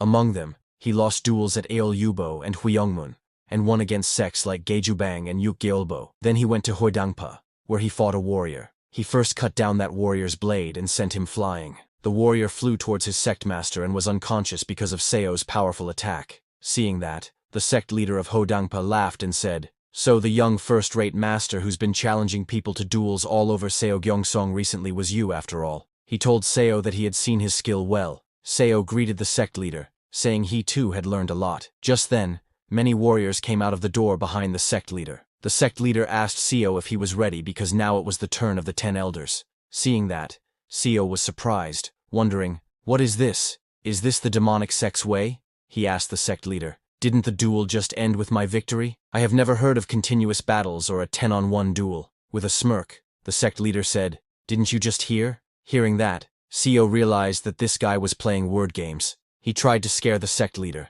saying that if he widely announced today's cowardice to other sects, Hodangpa's reputation would plummet. The sect leader laughed and told Seo that he didn't care because Seo would get injured during the duel here, and that injury would flare up, causing him to die of tetanus. He told Seo that the people would believe that their sect had taken great care of Seo, and despite their best efforts, Seo unfortunately passed away. As the 10 elders surrounded Seo, the sect leader laughed and told him, "How can a dead man spread a different rumor?" This situation was even more than Seo had expected. They were crazy bastards. All the elders pointed their swords at Seo, and the sect leader told him that if they killed him here, it wouldn't affect their reputation. It sounded very dangerous, but Seo smiled because this was also why he came here. He pulled out his sword and asked the sect leader to come at him, saying he would accept this absurd duel. All the elders charged at Seo, and from then on, a real fight began. As the sun set over the Hodangpa region, the streets lit up with joy. People were enjoying their night, drinking at inns. A drunk man told his friend that he had heard the young master who had been challenging every sect to a fight went to duel Hodangpa this time, saying, "What a pity for such a young talent." His friend agreed, saying, "To challenge an illegal organization like the evil sect to a duel is just asking for death." Their third friend told them, "That's how it usually is, isn't it? When one is young, they believe this world will go their way." Something like that kind of innocence. A guy from another table stood up and said, "That young man just relied on his skill and acted rashly, bringing about his own death. The Hodangpa may seem like a sect on the outside, but inside, it's no different from a bandit's den. He's probably buried by now." While they were talking, just then, someone entered the inn wearing shoes soaked in blood. The waiter turned to welcome the new guest, but was shocked when he saw him. It was Seo, completely soaked in blood with small injuries around his body. He ordered 1 bowl of noodles. Everyone in the inn was shocked to see Seo. The waiter nervously asked him to come in and sit down. Seo went to sit down, and as he passed by others, everyone lowered their heads, not looking him in the eyes. But it was a normal reaction, because Seo had a very angry expression. He was angry at those crazy bastards of Hodangpa. He really almost died. Not just in a 10-to-1 fight, but they even cowardly poisoned their weapons and injured his back with them. It was a good thing Seo had learned top-tier medicine when he was a strategist for the Martial Alliance. If he hadn't taken the antidote pills and stimulants he had prepared beforehand, he would have died. He killed all 10 of the elders. But then, with that crazy old man's final desperate act, he shouted for his disciples to kill Seo somehow. All the miscellaneous soldiers of the sect, carrying spears and arrows, formed a battle formation and charged. Seo just fought like a beast, not caring about technique or anything, just trying to survive. Even so, Seo survived. He cut the meridians of those who were still breathing, crippling them so they wouldn't come looking for revenge, and he killed their sect leader. While eating the noodles, he saw his hand shaking. Maybe because he had taken too many stimulants. The tension just wouldn't subside. He sighed, knowing he wouldn't be able to sleep for the next few days. He grabbed his sword again, knowing that he needed to have another duel with another orthodox sect. After eating, he walked out of the inn, showing everyone a large cut on his back. Everyone was so scared that they couldn't say anything. Seeing that the young master, after his fierce battle with Hodangpa, ate noodles and immediately left for another duel, that crazy young man was widely talked about among many people, making Seogyeong City buzz with excitement. People gave that mad master a fitting nickname, Infinite Fighting Monster Seo Yun-hyun. Seo was continuously fighting, knowing that he had no talent, and that the path to the pinnacle he sought was infinitely distant. Therefore, he had to constantly fight and approach that realm by crossing the boundaries of life and death. Seo thought that a person without talent must go mad to overcome the wall. If there is no talent, there must be madness. That is the only way for a dullard to catch up to a genius. And so, Seo scoured Seogyeong City and various parts of Yongguk, engaging in duels several times a day, regardless of whether they were orthodox or evil sects. And like that, 5 years passed. 5 years later, suddenly there was a blast in front of a house. It was Seo who jumped into the air and used his mountain-breaking sword art's 14th form, Q Mountain Heart Stream. He collected energy from nature. Its energy was like a mountain. Its heart was like the heavens. But just doing so, Seo started to struggle. The form of sword thread could only be used upon reaching the pinnacle. Just briefly manifesting it put an enormous strain on the mind. But he knew that if he didn't do it this way, he couldn't catch up. Just then, a black figure appeared behind Seo and came to attack. Seo turned and used his sword to block the figure's attack, but the attack was so powerful that cracks appeared in Seo's sword. He went flying, crashing on the ground and hitting a wall. The collision was so strong that it created a hole in the wall. In a single strike, all his sword energy was shattered. While laughing, the figure walked toward Seo and said, "Your reputation precedes you. I had quite high hopes, but you're still very clumsy, young Master Seo, the infinite fighting monster." That figure came out of the smoke and told Seo that he thought he had won. He was cautious because his opponent was the greatest under heaven, Kim Young-hoon. Seo was amazed by Director Kim's crazy talent. He stood up and congratulated Director Kim, saying he had become even stronger than last year. Well, he was right because Director Kim had completed his transformation in just 5 years. Looking at the cut marks on his hands, Seo wondered what on earth he himself had done in those 5 years. His realm was still at the top tier. With a sad expression, Seo accepted that talent is truly something that makes a person miserable. Then, after they calmed down, Seo asked Director Kim what brought him here, because hadn't they agreed to meet every 2 years?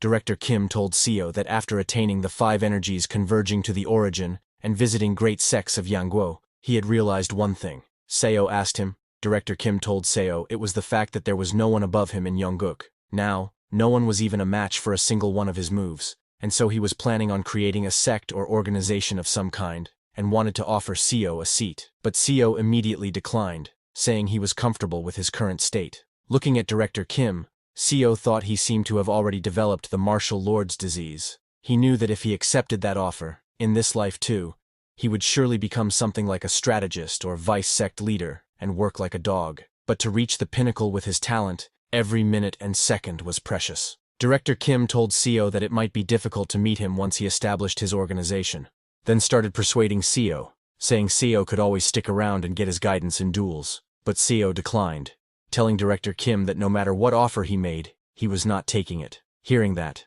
Director Kim got very sad. It was a good offer from Director Kim, but Seo declined because he had already gotten plenty of teachings from his past life, and what he needed now was real-life experience. In Seo's past life, Director Kim told him that once he entered the late stages of first rate, he should endeavor to experience as much real combat as possible. So, in this life, Seo decided to merely watch Director Kim's saga from afar and continue on his own endless journey for battle. And so, another 20 years passed. On a rainy day, Director Kim arrived at the old house where Seo was waiting. He opened the old house door and told Seo that he looked pale. Seo had grown a little older, and there were many cut marks on his face. But most of all, He had a very depressing expression because he had finally realized that his talent was a talent abandoned by the heavens. SEO sat cross-legged on the mat, his hand firmly gripping the hilt of a glowing blue sword.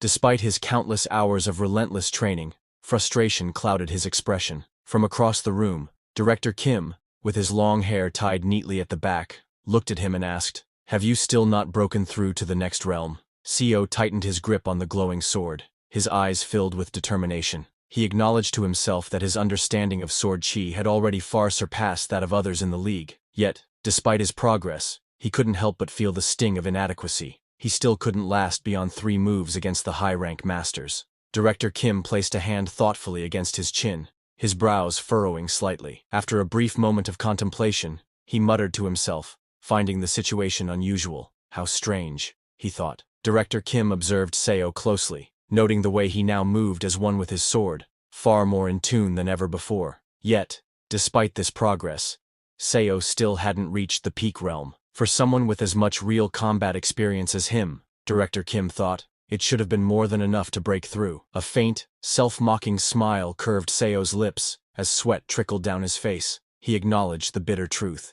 "This is my talent," he thought to himself. Blood trickled from Seo's nose as he forced a faint, bitter smile. In his heart, he acknowledged the cruel truth. He possessed a talent that the heavens themselves had cast aside. Seo's grip on his sword tightened, his expression strained as blood trickled from his nose. Half a day, that was his limit. If only he could sustain his sword chi effortlessly from dawn till dusk, without faltering, perhaps then he might finally catch a glimpse of the path forward. Director Kim handed Seo a thick red-bound book, his tone filled with sincerity. He expressed his genuine hope for Seo's success, then added as he passed it over. Seo sat reading the red-bound book, his expression thoughtful. Director Kim explained that it contained insights he had gained from his recent battle against cultivators. By enduring their spells and dragging the fight out for as long as possible, he had managed to hold on, and ultimately escape. SEO weighed the thick red-bound book in his hands. It was nearly as substantial as the main volume of the record of martial arts surpassing through cultivation and leaps, an evolved version of the record of transcending cultivation and exhausting martial arts. With a doubtful look, he questioned Director Kim, wondering if he had truly gained so much insight merely from successfully escaping. Standing in the doorway with lightning flashing behind him, Director Kim spoke with a grave tone. To him, cultivators were like natural disasters in human form. Escaping from such a force was no small feat. Naturally, the insight gained from surviving such an ordeal would be immense. Seo assured Director Kim that he would keep the book safe and pass it on to future generations. With sincerity in his voice, Director Kim responded, thanking him. Standing at the entrance of the building with his sword in hand, Director Kim looked out into the storm. He declared his intention to seek out the cultivators once more, his voice steady despite the danger ahead. With a faint, almost grim smile, he added that he hoped they would both be alive the next time they met. Before leaving, Director Kim turned to Seo, his gaze steady despite the falling rain. He offered a final piece of advice for reaching the peak realm. Every scene, every space he passed through and experienced, Seo needed to engrave them deeply into his mind, never letting those impressions fade. Seo's eyes widened in surprise as he processed Director Kim's words. Almost in disbelief, he echoed the thought aloud. Was he truly meant to imprint all the scenery around him into his mind? Director Kim explained further, likening the practice to how one instinctively takes note of the surrounding terrain during battle or sparring. Normally, a fighter would store the layout of their surroundings in their mind for tactical use. What he was suggesting, however, was to turn that skill into second nature, something Seo could do constantly, not just in the heat of combat. Seo's eyes widened in disbelief as he tried to grasp the enormity of the advice. Maintaining sword chi alone already felt like it was about to make his head explode, and now, on top of that, he was being told to keep his spatial awareness sharp and steady at all times. The thought left him wondering how anyone could possibly manage such a feat. A wave of pressure and strain built inside Seo's mind, the thought gnawing at him relentlessly. If this keeps up, will my head really explode? He wondered, feeling the weight of the task pressing against his very limits. Seo shook his head firmly. There had to be a reason why the strongest martial artist under heaven had entrusted him with such a task. It wasn't meaningless. There was purpose behind the challenge. From that day forward, Seo committed himself to a new discipline. He made a conscious effort to remember every space that came into view, training his mind to retain every detail. Over time, he began to recall exactly where everything was, SEO moved through the bustling streets, the vibrant scene unfolding around him. Every detail, the flow of the crowd, the arrangement of buildings, the colors and sounds, he committed to memory, sharpening his awareness with each passing moment. As Seo walked through the crowded streets, he paid attention even to the smallest details, the sound of footsteps against the tiled ground, the shuffle of shoes brushing past one another. Every movement and sound became a part of the mental map he was building. Passing through the dense forest, Seo noted the rustle of leaves and the way sunlight filtered through the canopy. Every sound, every flicker of movement in the greenery was etched into his memory as part of his growing awareness of the world around him. Seo walked steadily through the forest, his breaths deep and measured, sword in hand. It had been 5 years since he began the relentless practice of maintaining both his sword chi and his spatial awareness. 5 years of unbroken discipline and focus. Seo swayed slightly, a wave of dizziness washing over him. Perceiving every fragment of spatial information that entered his field of vision was exhausting. Far from an ordinary task, and certainly not an easy one. It demanded constant focus, pushing his mind to its limits. Seo realized his perception had grown sharper than ever before. It was no longer limited to visual information. Now, even the faintest sounds reached him with clarity. The rustling of leaves, the distant chirping of insects, the subtle crunch of footsteps, all of it became part of the world he was learning to perceive. A shadow of doubt crossed Seo's mind. Will I even be able to perform martial arts properly in this condition? He wondered. Yet, he reminded himself that there were no more sects left to confront, at least for now. For nearly 3 decades, Seo journeyed across the entire Yan Kingdom, challenging minor sects in sparring matches, and, on occasion, testing his skills against the major ones. By now, there was hardly a sect in the kingdom that he hadn't visited, and now, Seo made his living by collecting bounties. His skills had brought him to the point where he was not only confronting outlaws, but also capturing dangerous bandits with ease. In his dizzy state, he found himself forced to battle enemies who attacked without restraint, using any means or methods to kill. The thought gnawed at him. Could he truly survive under such relentless conditions? One of the bandits spotted him and shouted, "Brother! It's him!" Another roared, "Found you, you bastard!" But Seo remained calm, gripping his sword tightly. Either way, he thought, this is the path I've chosen. The towering bandit leader stepped forward, his broad frame draped in a leopard-patterned robe, eyes locked on Seo with murderous intent. Resting a massive blade on his shoulder, he sneered and pointed his second sword toward his target. "You're dead now!" he roared, his voice rumbling through the forest as the other bandits closed in behind him. Seo steadied his breathing, sword chi swirling around him despite the pounding in his head. Even if I die, he thought, this is the path I've chosen. Facing the armed men before him, his grip tightened. Isn't this the path I must walk? Blood sprayed through the air as screams of agony pierced the forest. The clash had begun, and the carnage was instant. 15 years had passed. Seo, now aged and bearing a weathered face marked by deep lines, gazed forward with a solemn expression. His gruff voice carried the weight of years as he quietly asked, "Did you survive, Director Kim?" His long hair tied neatly back and a deep scar etched across his face met Seo's gaze with a warm smile. In a confident yet light-hearted tone, he replied, "This time too." It had been 45 years since Seo had returned to this life. As he calmly poured tea, his thoughts reflected on the changes within him. By now, his vision and hearing were sharper than ever, leaving no room for doubt. Even his sense of touch, taste, and smell had reached a state of refined perception, honed to near perfection over the decades. Seo's gaze fell upon the steaming cup of tea before him. Despite all the refinements his senses had achieved over the decades, he knew in his heart. Seo's expression grew heavy, his eyes shadowed with the weight of regret. Even after all these years, he thought to himself, I still haven't become a master at the peak. Seo's eyes burned with fierce frustration, the weight of decades pressing down on him. The thought echoed relentlessly in his mind, rising into a silent roar. I still haven't. Director Kim sat across from Seo, a faint smirk playing on his lips as he sipped his drink. He explained that it seemed he had become wanted. Perhaps he had gotten a bit too famous among the cultivators. 2 of them, he continued, had even gone so far as to set a trap and lie in wait for him. Seo recounted his experience with a measured tone. He explained that he had barely managed to escape the ambush, though he did succeed in leaving a small cut on one of his attacker's cheeks. Looking toward Director Kim, he remarked that surely Kim must have gained valuable insight from this encounter as well. Director Kim scoffed at the idea of insight, dismissing it as nonsense. Placing his hand on the cup, He admitted that, even now,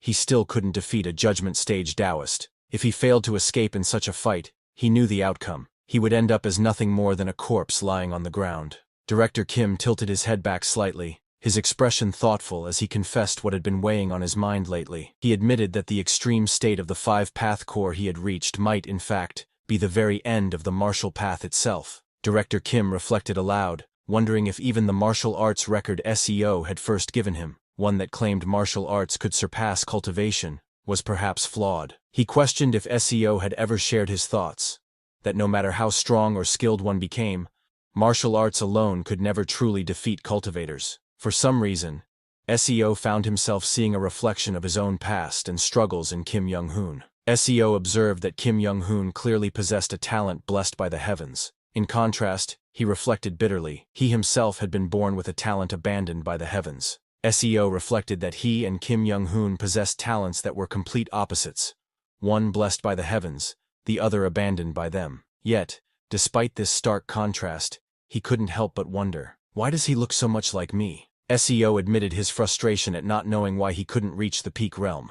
Director Kim considered this, and noted that even after mimicking sword chi and adopting the perspective of the peak realm, SEO still couldn't attain it, and he still had no idea why. Under the quiet night sky, Director Kim suggested having a sparring match for old time's sake. SEO responded with a faint smile, saying it was the best thing he had heard in a long while. The moon hung high in the night sky, casting a gentle silver glow over the quiet forest below, as if silently bearing witness to the coming clash. The stillness of the night was shattered by a deafening clash, the air erupting with explosive force as their battle began, sending shockwaves rippling through the trees under the moonlit sky. SEO staggered back, clutching his side as pain surged through him. Gritting his teeth, he shouted in frustration, "What the hell do you think the problem is?" Director Kim, standing with his sword in hand, admitted honestly that he didn't know the reason. By all rights, SEO should have become a peak master long ago. Blood dripped from SEO's mouth as he staggered, his voice sharp with confusion and urgency. "What do you mean? How strange. How bizarre. Why is this happening?" Director Kim wondered himself, struggling to comprehend. He said that even if SEO truly had no talent at all, this outcome still didn't make sense to him. Hearing that, SEO's eyes widened in shock and confusion. Director Kim placed a thoughtful hand on his chin, his gaze steady. "Perhaps, what you're missing," he suggested, "is the right trigger." SEO repeated the word softly. "Trigger," Director Kim explained. "Something like desperation, or a driving force. Something that could push you past the limits of your talent by drawing out extreme focus." SEO's rage exploded as he shouted, his voice echoing with decades of frustration. "What kind of damn trigger are you even talking about? I've wielded a sword for over 50 years, my whole life." SEO's eyes burned with fury and desperation as he roared, "And now you're telling me, what kind of trigger do I still need to yearn for, and how much more desperately?" His voice trembled with raw emotion. "I've risked my life and struggled all my life just to escape mediocrity." SEO roared with fervent intensity, raising his sword high. "I've activated every meridian in my entire body. Now, even when I sleep, I hold my sword and release sword energy. Even in my dreams, I've reached the point where I process every bit of scenery and information I see." SEO collapsed to his knees, his voice breaking with anguish. "Then why? Why? Just why the hell? You're telling me the next realm won't reveal itself to me? Why? Why the hell not?" SEO lay sprawled on the ground, his sword cast aside, his breath ragged. Even he knew how pitiful it is for an old man, nearly 70, to resent the heavens. His voice cracked with anguish. Just why? Even after a lifetime of chasing the sword, yearning for that elusive next realm, SEO's grasp remained empty. His fingers clawed into the dirt as he growled through clenched teeth. No matter how desperately he pursued it, he couldn't even begin to comprehend what that next realm truly was. Director Kim stood silently, sword in hand, gazing at SEO, who lay collapsed on the ground. His expression betrayed no words, only quiet contemplation, as the weight of SEO's struggle hung heavy in the night air. Director Kim turned away, his long hair swaying with the motion. With a swift, precise movement, his sword sliced through the air, sending sharp bursts of force into the trees ahead. The trunks split under the sheer power of his strikes, embers scattering in the night as the sound of tearing wood echoed through the forest. While sparring with him, Director Kim had devised a martial technique tailored to compensate for the SEO weaknesses. The markings of this new technique burned into the tree's surface, glowing faintly with heat and energy. It may not be much comfort, Director Kim said calmly, but I hope that learning this will bring you some peace of mind. CEO's eyes widened slightly as he read the glowing characters carved into the tree. Mountain King's martial art, and moon crossing step, recognition dawning in his voice. His grip tightened on his sword, a mixture of awe and reluctance filling his gaze. He looked toward the place where Director Kim had been standing moments ago, and sighed bitterly. You'll disappear again, just like that. 5 years later, the serene courtyard basked in the gentle warmth of autumn. The once vivid greens of the surrounding forest, now transformed into a tapestry of gold, crimson, and amber. SEO tightened his grip on his sword, his weathered eyes filled with the weight of countless years. It had been 50 years since he had returned to this life, and now he could feel the end drawing near. He knew there was not much time left before death would finally claim him. SEO stood in the open courtyard, gazing upward as if speaking to someone beyond the mortal realm. Brother Young Hoon, you died, his voice heavy with sorrow. A deep sigh escaped him. So this is the fate the heavens have chosen for both you and me. SEO's gaze softened as he reflected on the harsh truth of his journey. With my talent, he thought, no matter how hard I struggled, this was as far as I could go. His expression grew somber as he considered his fallen comrade. And your talent too. Perhaps that was its limit. Walking away with a sword in hand, SEO spoke with a voice heavy with resignation. No matter how much ordinary men like us struggle, we can't escape the fate the heavens have set for us. From behind, a voice cut through the air in sharp defiance. What kind of nonsense are you spouting, Seo Yun-hyun? It was Director Kim. Blood streamed down Director Kim's face as he staggered forward, desperation blazing in his eyes. Wait! He cried out, his voice hoarse and trembling. A violent cough shook his body, forcing blood from his lips. SEO's eyes widened in alarm as he caught sight of Director Kim's grave injuries. Your condition is serious, he exclaimed urgently. Without hesitation he added, I need to get my medical tools from home. But suddenly something grabbed SEO from behind. His expression tightened in alarm. His eyes widened, sensing something unexpected. In an instant, SEO was hurled into the air by Director Kim, and just as they fly into the sky, the ground erupted in a violent explosion of dirt and debris, the shockwave echoing across the courtyard. As they were hurled through the air, SEO's eyes widened in shock. What? He thought in disbelief. His gaze locked on Director Kim, and a chilling realization struck him. Weren't both of his arms cut off? Director Kim shouted over the rushing wind, his voice filled with urgency. Look, Yoon-hyun, that crazy cultivator bastard is chasing after us. A bitter laugh escaped him despite the danger. This is the price I paid for blasting off one of the judgment stage cultivator's arms. Blood streamed down Director Kim's face as he let out a wild, almost manic laugh. He roared. His eyes burned with a fierce sense of accomplishment. I dealt meaningful damage to a judgment stage cultivator. Director Kim's bloodshot eyes burned with a wild, unrestrained fervor. I saw with my own eyes the realm beyond the 5-path core, he declared, his voice trembling with exhilaration. The one no martial artist can reach. His expression twisted into manic laughter. I saw it with my own eyes. SEO's eyes widened in shock, his face frozen in disbelief as he looked on, utterly stunned by what he had just heard. Director Kim, his face bloodied and his robes torn, shouted for attention with a mix of triumph and desperation. Above him, a brilliant blue sphere crackled with immense energy, radiating an overwhelming power. With a wild, almost manic expression, he declared that he had risked his life and burned away his very life force to reach this moment. Seo's eyes widened in shock, his face etched with disbelief and awe. Staring intently at the sight before him, he muttered in a breathless tone that it was enhanced chi. Director Kim declared with pride that he had once used this very power to shatter the arm of a core formation cultivator. Below them, the brilliant blue sphere surged with energy, radiating an overwhelming force as it hovered in the air. The attack crashed down with devastating force, obliterating the buildings in its path. Wood splintered, debris flew in all directions, and the structures crumbled into rubble under the sheer impact. The air was filled with the sound of destruction as chaos engulfed the area. Director Kim turned to Yoon-hyun, urging him to watch closely. As smoke and debris billowed in the distance, he declared with pride that what they had just witnessed was the culmination of his life's work, devoting himself entirely to the training of martial arts. Seo's expression softened with shock and sorrow as he gazed into the distance. His voice trembled, barely above a whisper, as he uttered in disbelief and grief that his house was gone. Seo looked upon the smoldering ruins, his heart heavy with loss. He reflected that he had invested every bit of money he had gathered over 50 years into this home, pouring his boundless fighting spirit into its creation. Director Kim, blood streaming down his face and his expression twisted with manic excitement, let out a triumphant laugh, and shouted for them to look. He declared that he had traveled far and wide just to show this moment, because he had decided to entrust his will to them. In that moment, Seo felt his mind go blank, as a surge of rage welled up inside him. Yet, he forced himself to remain composed, steadying his emotions as he focused on watching director Kim's martial arts performance.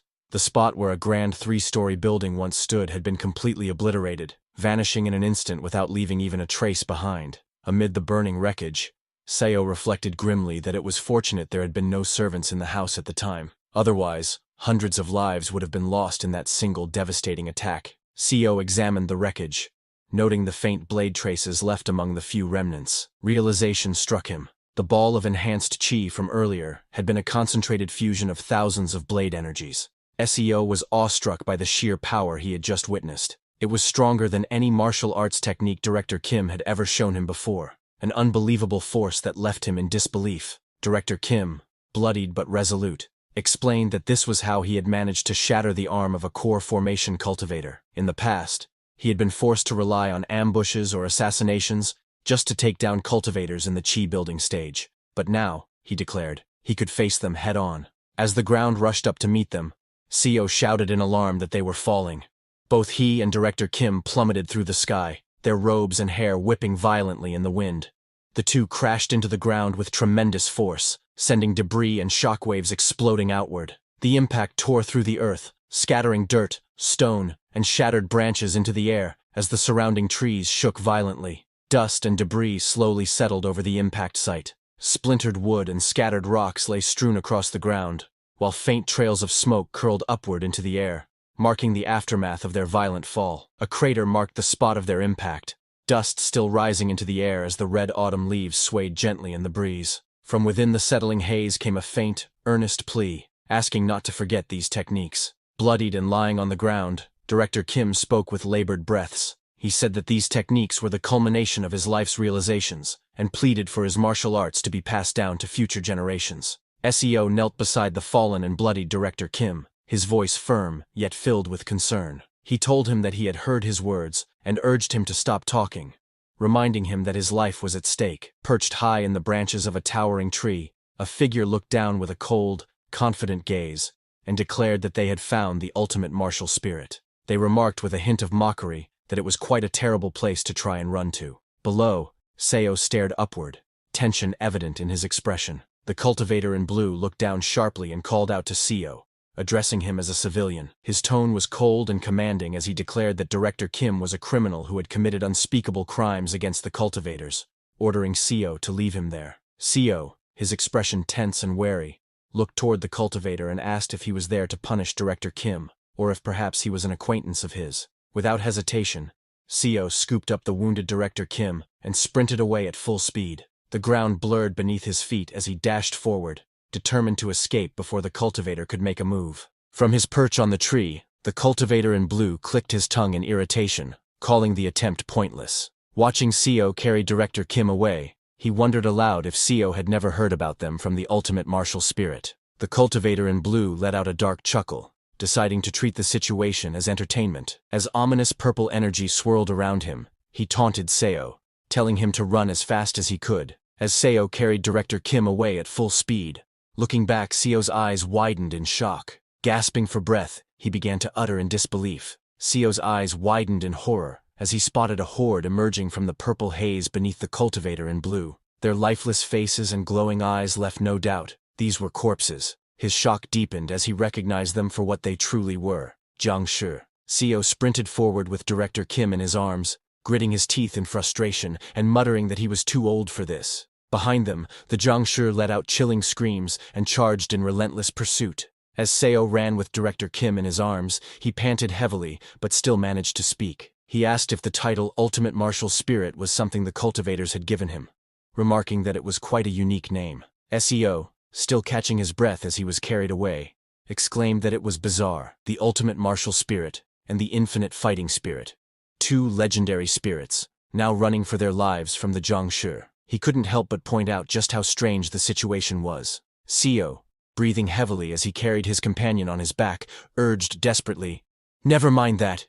You need to stay awake. Please, say something. Behind them, the relentless Zhang Shi closed in, their eerie movements and expressions making the chase even more harrowing. One of the Zhang Shi lunged forward with a terrifying scream, its pale face twisted in rage and hunger, eyes glowing with an unnatural light as it reached out with clawed hands toward its prey. The Zhang Shi lunged at Seo with a feral roar, its claws slashing through the air. Seo, gritting his teeth, twisted his body mid-stride, narrowly avoiding the attack while keeping hold of Director Kim he was carrying, and slicked off the Zhang Shi's head with his sword. Then Seo kicked that Zhang Shi's side with brutal force. The impact reverberating through his body sends the Zhang Shi flying, that Zhang Shi flung backward into the others. The force of the impact sent multiple Zhang Shi tumbling to the ground in a heap. Seo ran through the forest, his breath ragged as he carried another on his back. Damn it. You should be the one running with me on your back, he growled at Director Kim in frustration. I'm gonna die from suffocation. Why did you have to get your arms cut off? The Zhang Shi refused to give up, their relentless pursuit echoing through the forest with shrill cries. Seo clenched his jaw, forcing himself to keep moving forward, his breathing heavy and ragged as he carried his companion on his back. Morning came, and night faded away. Countless times the sun had risen and fallen, yet he kept running, boots pounding against the dirt as the relentless Zhang Shi trailed close behind. Sweat dripped down Seo's face as his breath came in ragged gasps. Each inhale burned his lungs. But still, he pressed on. He skidded to a halt at the cliff's edge, staring down at the dizzying drop. It's so high up, he muttered, his voice tight with frustration, while the relentless pursuers clawed their way up behind him. From above, that cultivator floated effortlessly, his calm voice carrying a tone of mild surprise. Shocking, he remarked. Below him, the grotesque Zhang Shi snarled and hissed, their pallid faces twisted with hunger. The man continued, his gaze fixed on the exhausted Seo before him. You, a mere civilian, managed to withstand the Zhang Shi for 3 days and nights. The man's voice grew colder as he continued. You cannot run anymore. His piercing gaze locked onto his target. It's also futile to do so. The cultivator's voice was laced with finality as he declared, the ultimate martial spirit is already dead. Seo, drenched in sweat and gasping for breath, clenched his teeth. His body trembled from exhaustion, yet he still held onto the hilt of his weapon, refusing to collapse. Seo's voice was weak yet steady as he stood at the cliff's edge, the weight of another person slung across his back, his breathing ragged. Then, with a faint wry smile, he added, I'm a physician after all. The cultivator in blue fixed his gaze on Seo and asked coldly, then why were you running? His tone carried no sympathy as he continued, I am only interested in the ultimate martial spirit. I don't care about you. You could have just abandoned the corpse and run off. Seo lowered his head, a shadow falling over his eyes. A faint, trembling chuckle escaped his lips. His smile widened, the sound deepening into a steady, unsettling laugh. The cultivator in blue narrowed his eyes, his tone laced with suspicion as he stared at Seo. You're laughing? He asked, clearly unsettled by the sudden change in demeanor. Gripping the sword tightly, Seo reflected on his journey. The Severing Mountain Sword, the Dragon Vein Chi method, the Mountain Lord martial arts, and the Transcending Peak steps. He was able to reach this point despite being void of talent. Thanks to Director Kim's teachings, he was someone from Seo's hometown, as well as his martial mentor. Seo glared fiercely, his voice filled with defiance as he pointed his blade forward and said, If you want to take my master's head, you'll have to take mine first. The cultivator in blue stood silently, his expression shadowed yet piercing, exuding an intense and oppressive aura without uttering a single word. The cultivator scoffed, his voice laced with disdain. No one knows to fear the cultivators. Is it because you simply don't know any better? Or is it that you've grown so old that fear no longer reaches you? Behind him, Zhang Shi with glowing eyes and twisted grins raised their arms, dark purple energy swirling ominously around them. The cultivator in blue stepped forward, his expression dark and unwavering. I'll show you, he declared, his voice carrying an ominous weight. Massive spectral hands formed behind him, wreathed in a menacing purple aura, as the undead horde snarled and lunged in anticipation. That cultivators possessed the power to inflict a pain far worse than death. The cultivator in blue extended his will, and the colossal spectral hands lunged forward with terrifying speed. Their immense fingers curled as if to seize and crush everything in their path, the air around them distorting under the sheer force of his power. Seo's eyes widened in shock as a blur of motion tore through the air toward him. His grip on the sword tightened instinctively, but the sheer speed of the incoming strike left him with barely a moment to react. Seo's sharp eyes widened as realization struck him. His focus shifted instantly, a grim thought echoing in his mind. He wasn't going after me. Director Kim's body trembling violently, as if an unseen force was crushing him from above. That cultivator's hands turned into Director Kim's hands, and it clawed at the air, and a sharp, panicked gasp escaped his lips. Director Kim staggered to his feet, his body trembling uncontrollably, as a cold sweat dripped down his face. His eyes widened in disbelief at the overwhelming force pressing down on him, while Seo stood before him with a calm yet imposing presence, sword in hand. Behind them, the man in blue watched silently, his aura radiating an oppressive might. The cultivator in blue glared coldly, his voice dripping with contempt. "You parasite," he said, his tone sharp enough to cut through the air. "I'll make you pay the price for daring to look down on a cultivator." His eyes burned with unwavering resolve, promising a retribution far worse than his words could convey. Seo's face twisted with rage, his teeth clenched so tightly, it was as if he wanted to crush them. His eyes burned with fury as he spat out his words. "Evil bastard." Each syllable dripped with hatred, the weight of his anger threatening to erupt at any moment. With a twisted grin, and a voice dripping with malice, the Director Kim gripped his sword tightly, his aura radiating bloodlust. Cultivator called Director Kim ultimate martial spirit, and ordered him to kill your disciple. His words echoed like a cruel command, sealing his intent to pit master against student in a deadly betrayal. The possessed Director Kim threw his head back and let out a monstrous roar. Jagged teeth bared as an inhuman sound tore from his throat. Wreathed in a sinister purple aura, he swung his weapon with devastating force toward Seo, who braced himself with his sword, his expression tense and unyielding. Seo glared up at the man in blue hovering above, his voice filled with fury as he demanded, "How dare you defile a dead man's legacy like this?" The cultivator looked down at Seo with a calm yet condescending smile, clearly enjoying Seo's expression. Meanwhile, Director Kim, his body radiating that same sinister purple aura, charged at Seo and clashed violently with him, their blades ringing in the cold air. Seo's thoughts remained steady despite the onslaught. Thankfully, his opponent couldn't use martial arts. Instead, he attacked with nothing but the raw, overwhelming strength that the cultivator's power had granted him, each strike driven purely by brute force rather than technique. The blade crashed against Seo's with overwhelming force, the impact reverberating through the air. Purple energy surged around Director Kim, amplifying every strike. Just that sheer force and speed, Seo thought grimly, his arms straining under the pressure. "It's hard for my old body to withstand." He gritted his teeth, his eyes blazing with determination, as he struggled against the crushing force of the descending blade. Gripping his sword tightly, Seo felt the weight of dishonor pressing upon him. "It's already an incredible disgrace to point my blade at Kim Young-hoon," he thought bitterly, his knuckles whitening against the hilt, especially when he's already dead. Seo's lips tightened as he spoke, apologizing in a solemn voice. But deep inside, his resolve hardened. He knew that if there was nothing else he could do, he had to end it as quickly as possible. Shifting his stance, Seo's grip firmed on the hilt as a surge of violet energy spiraled around him. His expression was calm, yet resolute, as he invoked his technique. Severing Mountain Sword. 21st Form. Heavenly Lake. He remembered that the 21st form of the Severing Mountain Sword was known as Heavenly Lake, a technique as majestic and vast as its name implied. When Director Kim had taught him this technique, Seo had once asked, "All of the other forms are named after some mountain, peak, or valley. So why is the 21st form named after a lake?" Back then, lying on the grass, Director Kim had gazed up at the sky and replied, "Heavenly Lake. It reminds me of the heavenly lake atop Mount Baekdu." Seo had been curious at the time. Mount Baekdu. Director Kim had laughed and nodded. This world has a lake similar to Mount Baekdu's. Or maybe the name was also created by people from Korea, like us. A heavenly lake, its crystal clear surface mirroring the boundless blue sky above. Surrounded by towering, rugged cliffs, its tranquil waters stretched endlessly, embodying serene beauty. It was a lake so pure and still that it seemed to reflect the very heavens themselves. Seo gazed at his glowing blade, his voice calm, yet resolute. The heavenly lake holds the view of the skies within its surface, but its nature remains unchanged. In his mind, he reflected on the teachings of the Severing Mountain Sword. The sky, symbolized in its doctrine, referred to the martial artist he was dueling,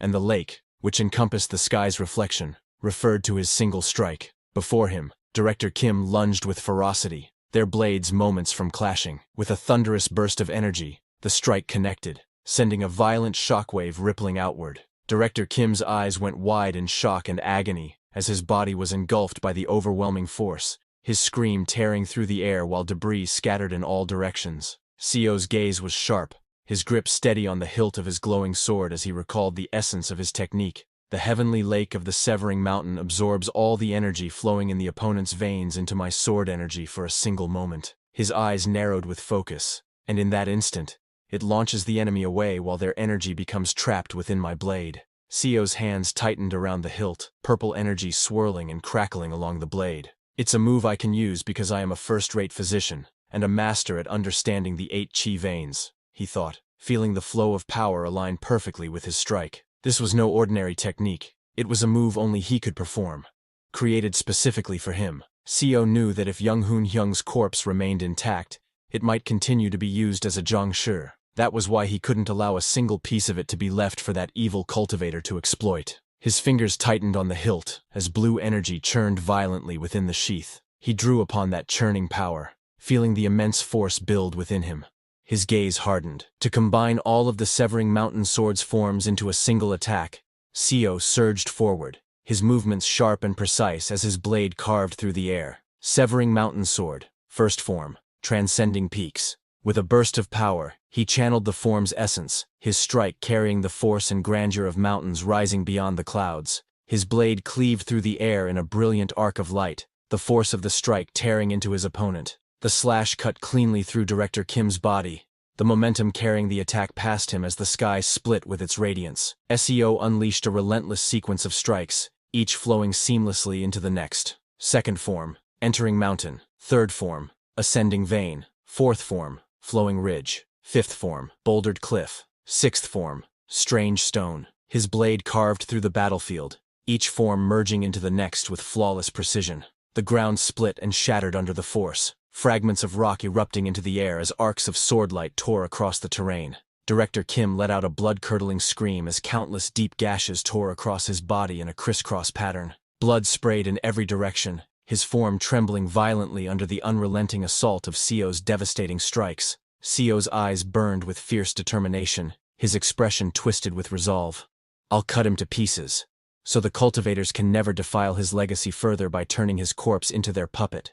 Seeing this, the cultivator's face twisted with fury, his eyes blazing as he thrust his hand forward, purple-blue energy surging from his palm. "You insect!" he roared, his voice echoing like a thunderclap, the raw force of his rage and power aimed directly at his target.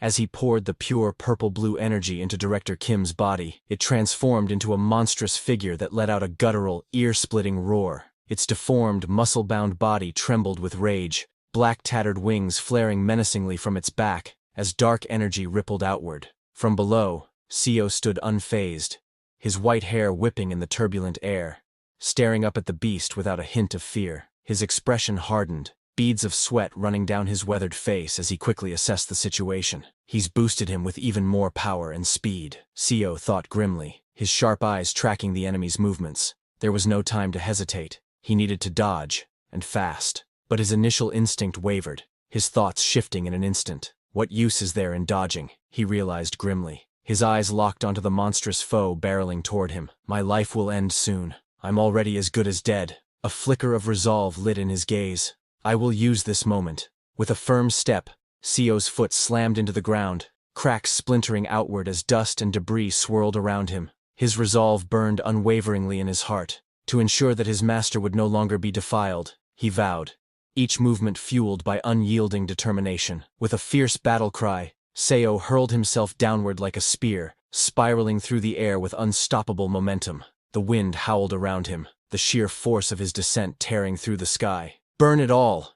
he roared in his heart, and aloud, channeling every ounce of his remaining strength into the final, all-consuming strike. The monstrous figure threw back its head and let out a thunderous roar, veins bulging as raw power surged through its massive frame. Muscles tightened like steel cables, and with a savage lunge, it thrust its arm upward toward the descending Seo. Seo's thoughts raced as he plunged toward his target. I will die, he acknowledged grimly, the truth pressing heavily against his mind. But almost instantly, defiance flared in his eyes. I can't die yet. His jaw clenched, teeth grinding as he forced his body to endure. Just a little more, he urged himself, every muscle straining to push beyond its limits. He gritted his teeth, the metallic tang of blood seeping into his mouth as his senses sharpened to a razor's edge. He could feel everything, the area around him, the noises echoing in the air, the faint scents carried by the wind. He noted the subtle shifts in humidity and temperature, every detail registering in his mind.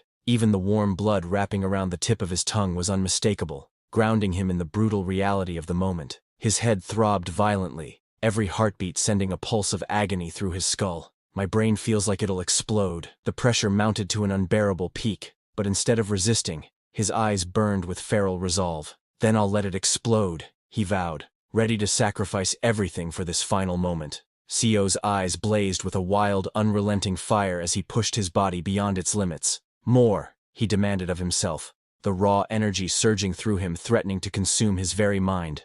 With a primal roar, he swung his blade downward, his voice echoing like thunder. Until my brain burns to a crisp, he unleashed every last shred of strength in a single devastating strike. A deafening crack split the air as a surge of crimson energy erupted outward, fracturing the space around it like shattered glass. The red light pulsed violently, radiating raw, destructive power that tore through everything in its path. Sio's eyes widened, his pupils constricting as shock and realization struck him all at once. His breath caught in his throat, and the tension in his face froze into an expression of raw disbelief, as if he had just witnessed the impossible unfold before him. It felt as though his skull might burst from the unbearable pressure, his mind teetering on the edge of collapse. Instead of yielding to the crushing strain of staking his life on the line, something within him broke past that limit, surpassing an unseen threshold he hadn't even known existed. His body felt strangely light as he drifted forward, sword in hand, through an unfamiliar void. Confusion gripped his thoughts. What's going on? Have I become delusional? He wondered, unsure if what he was experiencing was reality or something beyond it. Sio's eyes flew wide open, his pupils trembling as a jolt of realization surged through him. This is... The words caught between awe and disbelief, as if he had just stepped into a truth far beyond his understanding. Sio charged forward, his expression fierce and unyielding, sword poised to strike. He could finally see the moment of his enemy's attack. He could feel it. With a thunderous impact, Seo's strike met the towering Director Kim head-on. The creature's massive clawed foot slammed into the ground, cracking the earth beneath it, while its grotesque sinewed form twisted in an effort to overpower him. Seo drove forward with all his might, the clash shaking the battlefield as their combined force tore through the air. He stood firm beneath the dark, swirling sky, his tattered robes fluttering in the wind. Gripping his sword with unwavering resolve, he let the blade gleam with a brilliant arc of blue light that cut through the gloom. His weathered gaze was steady, carrying both the weight of countless battles and the unyielding will to see this one through to the end. Seo's blade pierced the dark clouds above, its edge trailing a sharp arc of blue light that split the sky. With a single, decisive slash, his blade tore through the monstrous foe's massive frame. Blood erupted in a violent spray as the creature's agonized roar echoed through the air, its body convulsing from the devastating blow. Seo's strike carried both precision and overwhelming force, leaving the beast staggered and reeling. His eyes widened, a sharp glint of realization flashing within them. Could this be? He wondered, his gaze unwavering. The thought struck him like a thunderclap. Blood still gushed from the deep wound carved across Director Kim's chest, yet Kim's lips curved upward in a faint, almost serene smile. Seo's eyes widened in disbelief. Kim Young-hoon is smiling, a talent blessed by the heavens, and a talent forsaken by the heavens. Two extremes standing on opposite ends. Though they were polar opposites, there was a single thread that made them alike, a reason why their paths felt strangely parallel despite the vast gulf between them. It was because, despite their differences, they were both ultimately struggling to break free from the fate the heavens had bestowed upon them. Each, in their own way, was defying the path written for them, refusing to surrender to destiny's grip. Seo gripped his sword tightly, and a blinding red light swallowed the battlefield, casting everything into stark silhouettes. In that instant, the sound of flesh being torn apart rang out sharply, each strike punctuated by the spray of blood bursting through the crimson haze. The figures clashed in a violent crescendo, their forms locked in a deadly dance against the backdrop of searing scarlet. Seo realized there was no such thing as a genius or a dunce. There were only two men who had spent their entire lives struggling against the fates imposed upon them, one now lying dead, and the other standing on the brink of death. With a defiant grin, Director Kim's eyes gleamed with challenge as he asked Seo if he was going to stop there. But Seo knew this was not the end. He was not going to stop. He leapt high into the air, his cloak billowing as the tip of his sword gleamed under the moonlit sky. Channeling all his strength, he unleashed the 15th form. Layered Mountain, an overwhelming slash that descended like a tempest. The ground below erupted violently upon impact, shockwaves tearing through the earth as dust and debris exploded outward in a roaring cascade. Dust swirled in the aftermath, the fractured ground groaning beneath the strike's force. Amid the chaos, a voice echoed with cold finality. "This is the end."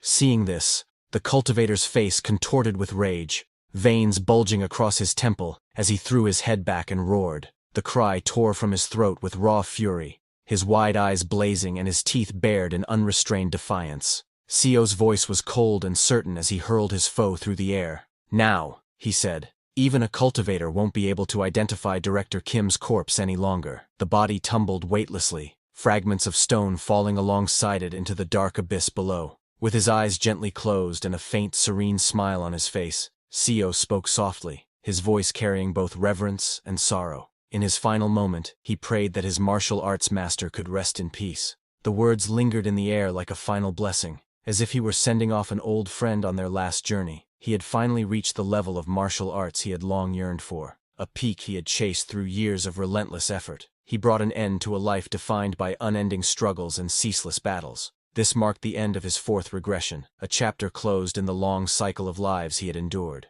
That's all for today, everyone. Before we wrap up, I want to let you know that we've recently launched a membership program here, where you can enjoy perks like early access to videos and soon, exclusive content just for members. You'll also receive custom badges and emojis to enhance your interactions. If you're interested, consider joining our membership to enjoy these benefits. Check out the link in the description to join. See you all in the next video.